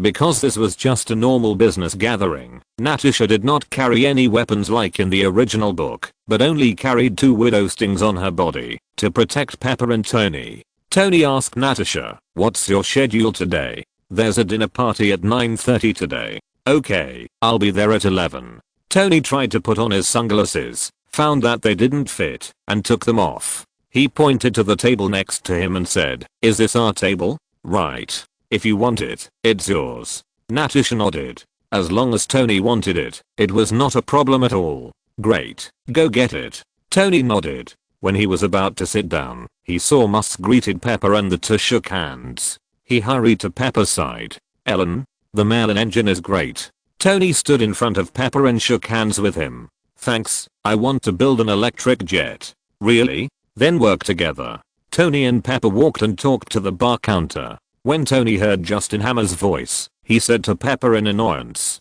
He didn't want to talk to Hammer, but he had already approached him, so he couldn't do anything but turn his head away and ignore him. Hammer also dragged Christine from Vanity Fair. Pepper knew that she had interviewed Tony once and had slept with Tony. Tony also knew that, so he was eager to distance himself from her. Hammer's intention to pull her to Pepper was obvious. Pepper couldn't bear to see the woman Tony had slept with in front of her, so she found an excuse and left. Tony's face became even uglier, but Hammer seemed not to notice it and forced him to take pictures together. Tony finally broke free from Hammer's hand and immediately wanted to get rid of Justin Hammer. Before leaving, he also mocked his contract being cancelled.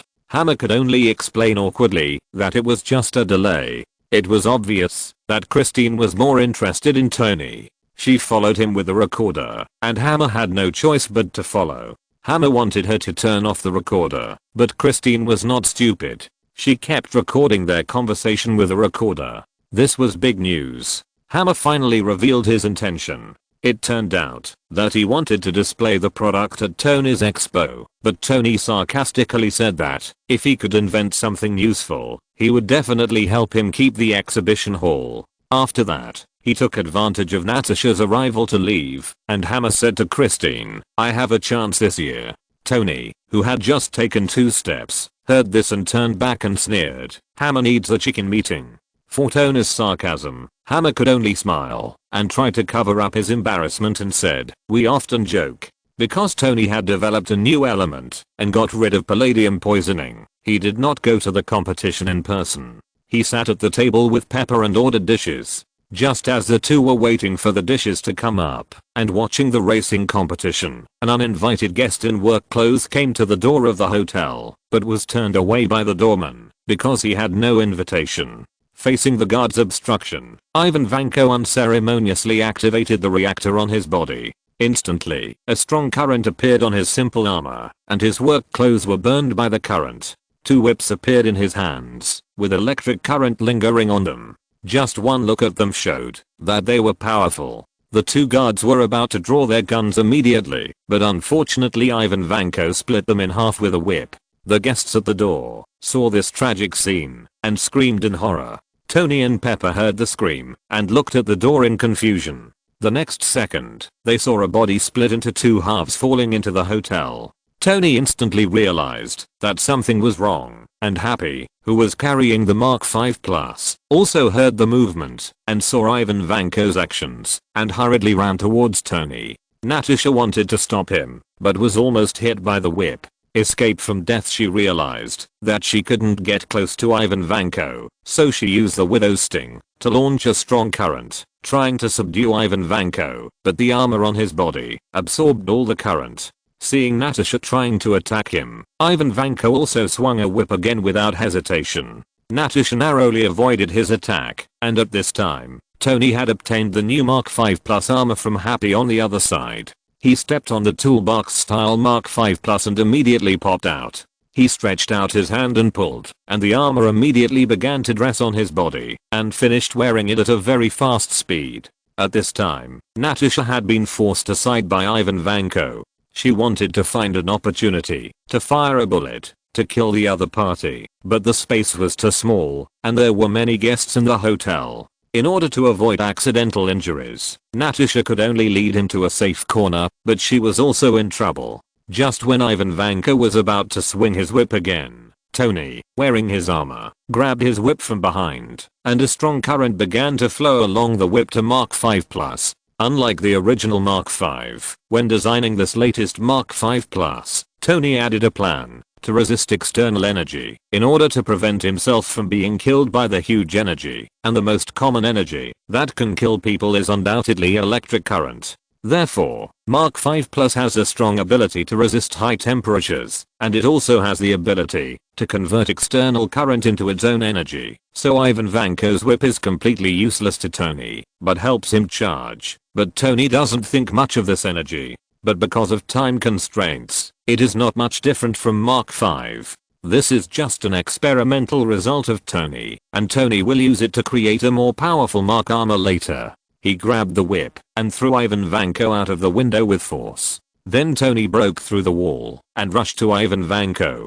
Before he could get up, he kicked him again and knocked him over. Then he grabbed the crude reactor in front of him with his hand, pulled it out, and held it in his palm. Ivan Vanko completely lost the ability to resist. At this time, the guards who were watching also ran up and dragged Ivan Vanko down. Ivan Vanko looked at Tony and laughed. "You lost. Ha ha ha ha." Looking at Ivan Vanko being dragged down, Tony completely crushed the reactor in his hand. Chapter 48. Justin Hammer hid in the corner of the hotel, looking at the reactor on Ivan Vanko's chest, and for a moment he forgot his fear and smiled. "Tony Stark, your 20-year leading technology is no longer yours." Tony came to the detention center, and the police followed him, telling Tony that they had checked his fingerprints, but found nothing, not even his name. The police were not even sure if he could speak English, and Ivan Vanko didn't say a word after he came. Tony said to the police. 5 minutes, I'll talk to him. You wait. The head supervisor warned Tony with some concern that the other party was dangerous and asked him to be careful. Tony looked at Ivan Vanko, who was only wearing shorts and facing away from him and didn't know what to say for a while, so he could only start the topic from his reactor. It's quite advanced technology, but the speed is a bit low. You can double the speed and let the anti-energy pass through the ionized plasma pipeline. It's very useful, although the efficiency is not high. But even so, it can only be regarded as a poor imitation. Tony told Ivan Vanko how to make his reactor more powerful, but unlike the original him, Tony has already made the second generation reactor at this time, so he naturally looked down on Ivan Vanko's technology, so he was a little venomous. What I don't understand is that you can make a lot of money from it, as long as you make a slight adjustment. Dr. Otto didn't succeed in researching the technology until his death, and you just squandered it like this? Ivan Vanko sneered at Tony's words. Tony knew what he was thinking by looking at his expression. It seems that your friends are all thieves and bandits. This sentence hurt Ivan Vanko, so he retorted, your family is a thief and butcher. Like every sinner, you want to rewrite your history, but you forget the lives killed by the Stark family. Since we are talking about Zio Steel, where did you steal the blueprint from? My father, Anton Vank. Anton Vank? I've heard of him. He worked with my father on the arc reactor, but he wanted to make a fortune from it. My father expelled him from the country after he found out. The Russian government sent him to Siberia when they found out he couldn't deliver the goods. It seems he was too busy living a life of drunkenness and didn't teach you well.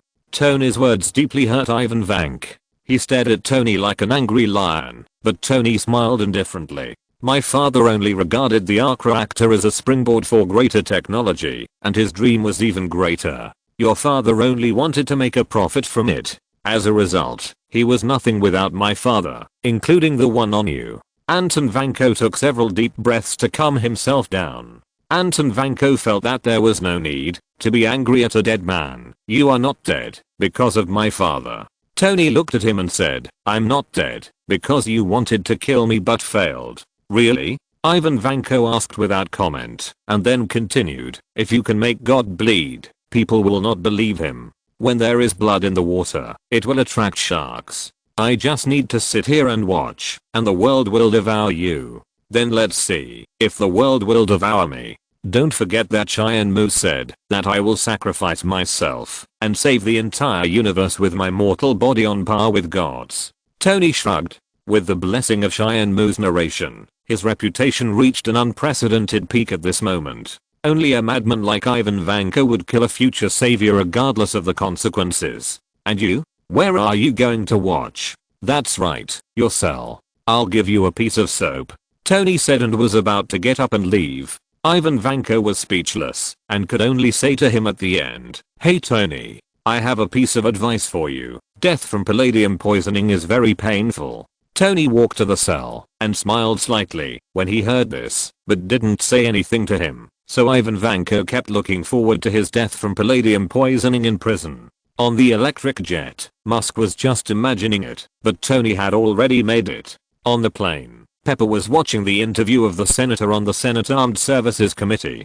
The other party openly expressed his dissatisfaction with the imitation of Tony's technology on a TV show, accusing Tony of treating the Iron Man armor as a toy, and repeated Tony's words at the hearing, mocking him for being slapped in the face.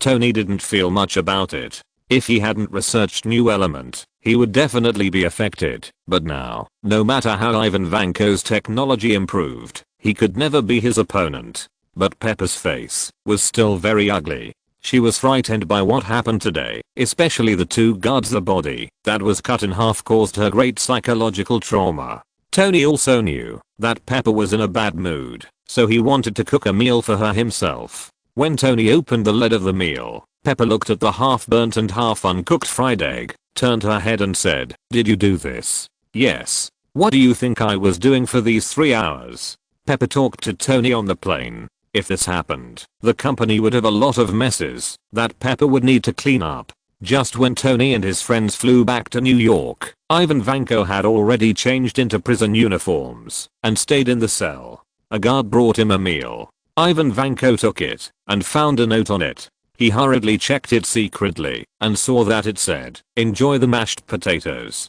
He picked up the mashed potatoes and turned them over. It showed a time of 35. Ivan Vanko recognized it as a time bomb at a glance. At this time, the guard opened the door and pushed in another man who looked very similar to Ivan Vanko. Ivan Vanko saw the other man's number, 6219, and his own number was also 6219. This was obviously not a coincidence. Ivan Vanko suddenly knocked the other man unconscious, and the guard put the key on the door. When he walked through the door, Ivan Vanko activated the time bomb, then opened the door and walked out. He walked in the corridor in prison clothes and attracted the attention of a guard. When the guard was not paying attention, Ivan Vanko easily broke the other man's neck, and the time bomb exploded at the same time, causing chaos in the prison. Ivan Vanko wanted to go downstairs, but found that there were already guards downstairs. He could only turn around and go upstairs in a hurry, but he ran into the guard who gave him something.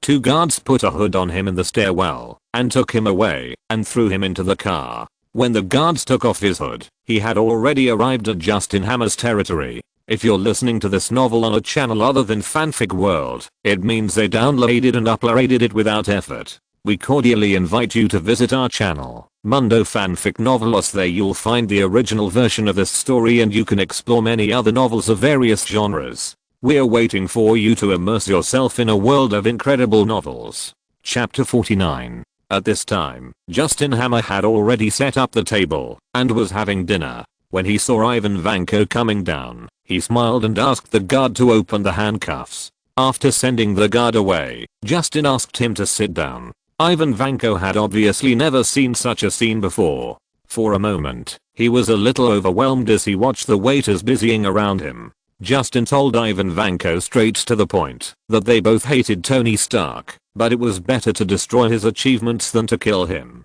He was very confident that Ivan Vanko needed his sponsorship and resources. Ivan Vanko understood what Justin meant and immediately agreed to cooperate with him in Russian, but it was obvious that Justin didn't understand and thought he might need a translator.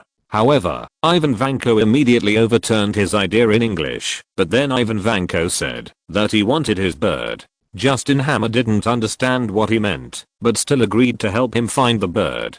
Back in the villa in Malibu, Pepper and Natasha were on the phone, asking their clients to trust that the foundation of Stark Industries was still solid. At this time, Natasha didn't look like an agent at all. At the same time, the news media began to doubt whether Tony Stark still had the ability to protect the people. But netizens criticized that, if the savior couldn't protect the people, could he rely on the White House? Rhodes came to Tony's house and didn't see him. Pepper told him that Tony was downstairs, so Rhodes went downstairs to find him. At this time, Tony was checking Ivan Vanko's information. He had only seen Anton Vanko's information before. He found out that Ivan Vanko was sentenced to 15 years in Kopisk prison for selling weapons-grade plutonium materials to Pakistan during the Soviet period, and then there was no more information. Rhodes entered the password and went into the basement.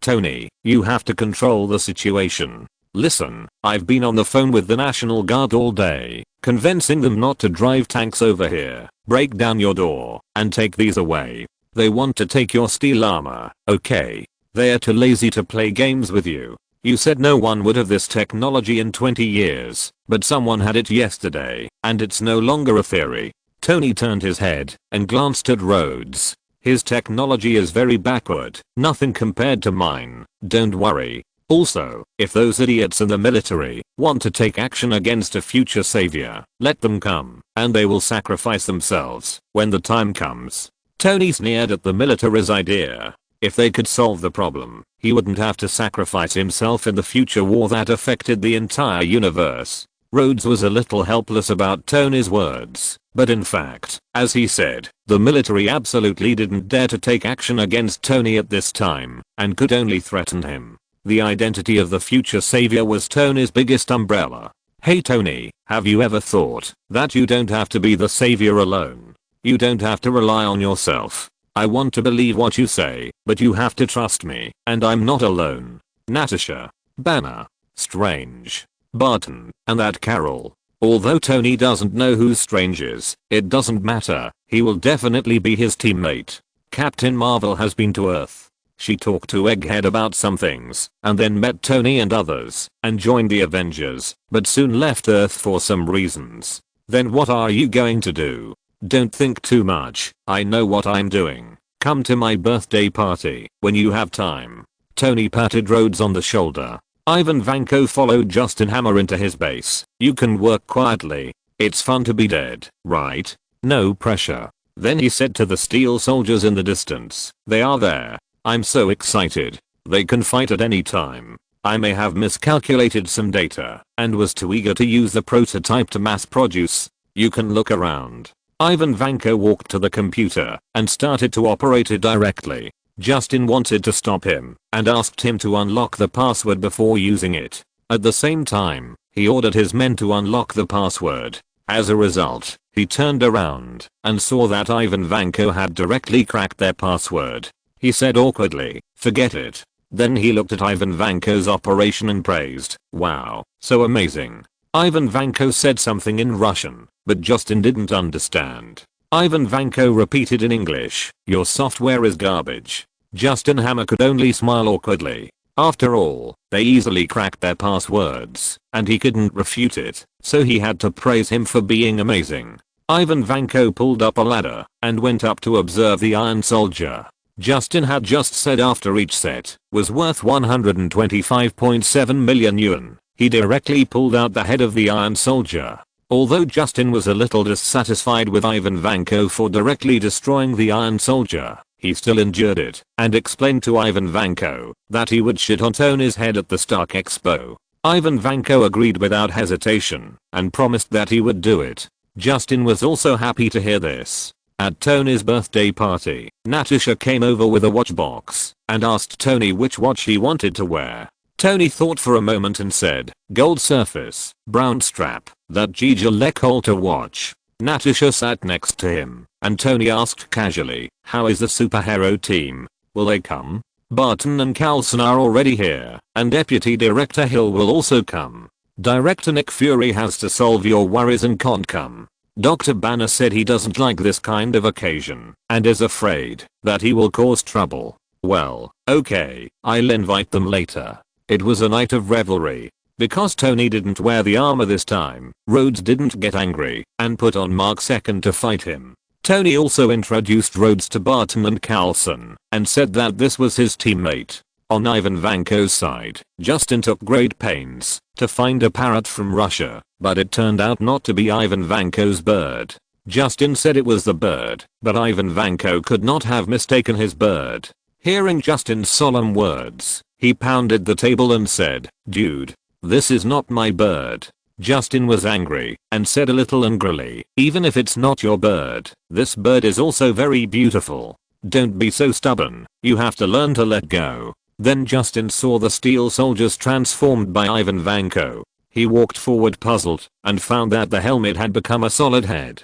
He asked Ivan Vanko what he was doing. Ivan Vanko said that unmanned driving would be better and people would make mistakes. Justin explained that the government wanted to be like Iron Man, and that was what everyone wanted. Ivan Vanko responded to him with Justin's words just now, asking him to learn to let go. Justin had no choice but to warn Ivan Vanko that these steel soldiers had better become famous overnight. But what Justin didn't know was that Ivan Vanko built the drone so that it would be easier for him to transfer control and no one would compete with him for it. Chapter 50. After the birthday party, Tony also thought about what Rhodes said. He decided to bring Rhodes into the Avengers, but it was not up to him alone. He had to seek the opinions of others. Carlson came to Tony's house to say goodbye to him and told him that he was transferred to New Mexico for another mission, and Barton was also transferred there. Tony curiously asked what the mission was. Carlson told him that a hammer fell there, and the magical thing was that no one could take the hammer away. Tony was very interested after learning about it, but unfortunately the expo was about to be held, and he had no time to go for the time being, but he still said that he could call him if needed, and he might be able to help, and Carlson agreed. On the day when the Stark Expo was about to start, Justin Hammer also found the congressman and wanted him to watch the Iron Soldier in advance. As a result, he learned from Ivan Vanko that the Iron Soldier could only salute, not fly, and could not fire. Because Ivan Vanko wanted revenge himself, if Justin wanted to control these steel soldiers in advance, he would find that the control was not in his hands at all, which would cause Ivan Vanko's plan to fail, so he had to evade it. He also used his free time to transform himself into a set of wearable steel armor and remade a new and more powerful electric whip. Angrily, Justin rushed into Ivan Vanko's room and took away the bird that he had fed with some emotions. The security guard's rough action made him very dissatisfied, and then Justin took away all his pillows and shoes. How do you feel when I take your things? Are you upset? Very good. Because I'm also upset. We agreed. I save your life. You give me steel armor. This is our agreement, but you didn't do it. I don't know if you are a genius or a liar. I don't know what you are. Because without the Mark II that Rhodes had robbed, Justin was really forced into a desperate situation at this time. If your Iron Soldier can only be a prop for the scenery, you will be the same as before. Listening to Justin's words, Ivan Vanko said in Russian, "The time is not up yet." Justin laughed angrily after hearing Russian. Maybe you haven't figured it out yet. I don't speak Russian. If you can't do what you promised today, you will be the same as before. A dead man. Do you understand? Justin pointed at Ivan Vanko and said fiercely, and then left to security guards to watch him go to work. Justin felt that if he was finished today, he would definitely drag Ivan Vanko to take the blame before he fell. In the Malibu villa, Tony and Rhodes were still working here. Specifically, Tony was directing the robot to clean up the venue because he had just completed the research on the updated Mark VI, while Rhodes was helping him and discussing things about the Avengers. At this time, Tony suddenly received an unknown call. He initially thought it was from Carlson and asked him how the Enchanted Land was. Unexpectedly, another voice came from inside. "Hey, Tony. How are you? I doubled the speed." "What?" Tony listened to the voice in confusion, and for a moment he couldn't remember who the other party was. "You asked me to double the speed to create more energy. Good suggestion." Ivan Vanko had already dealt with the two security guards who were guarding him and hung them up. Hearing Ivan Vanko's words, Tony finally remembered who the other party was. "You dead man sounds very energetic." Rhodes, who was standing aside, didn't dare to speak and pressed the switch to track the call at Tony's signal. "The history of the Stark family is about to be rewritten," Ivan Vanko said harshly to Tony triumphantly, but he didn't know that the villain died because of talking too much. Jarvis began to use the Oracle network to track his call information, while Ivan Vanko was still biting a toothpick and chattering there. "What your father did to my family 40 years ago, I will do to you in 40 minutes. Tony wanted to delay time. Sounds good. Let's have a good chat. At the same time, Jarvis's positioning became more and more accurate. But Ivan Vanko was not a fool. He knew that Tony must be locating him, so he hung up the phone after saying another harsh word, and Jarvis's tracking failed. However, Ivan Vanko's words still aroused the vigilance of Tony and Rhodes, and they both thought of the expo. Ivan Vanko would definitely take this opportunity to cause trouble. If there were huge casualties at the Stark Expo, Tony would face huge pressure, even if he had the shield of the savior. Tony immediately asked Jarvis to assemble the latest Mark VI, and then hurried downstairs, followed by Rhodes. "Hey Tony, I want to help," Rod shouted to Tony, who was starting to put on the armor. Tony thought for a second and nodded. He also felt that if he wanted to win the future war and not die, the more teammates the better. Let Jarvis help Rod put on Mark II. He didn't choose Mark V because the performance of that armor was too poor for convenience, and Tony had added anti-electric shock function to all Mark armors. Mark III and IV are Tony's spare armors. If Mark VI is broken, he can come back to change it. After careful consideration, Tony felt that only Mark II was the most suitable for Rhodes. The two put on their armor and began to rush to the expo. When the two set off, Happy had already arrived at the expo with Pepper and Natasha. It happened to be Justin Hammer's exhibition, and the radio was also broadcasting.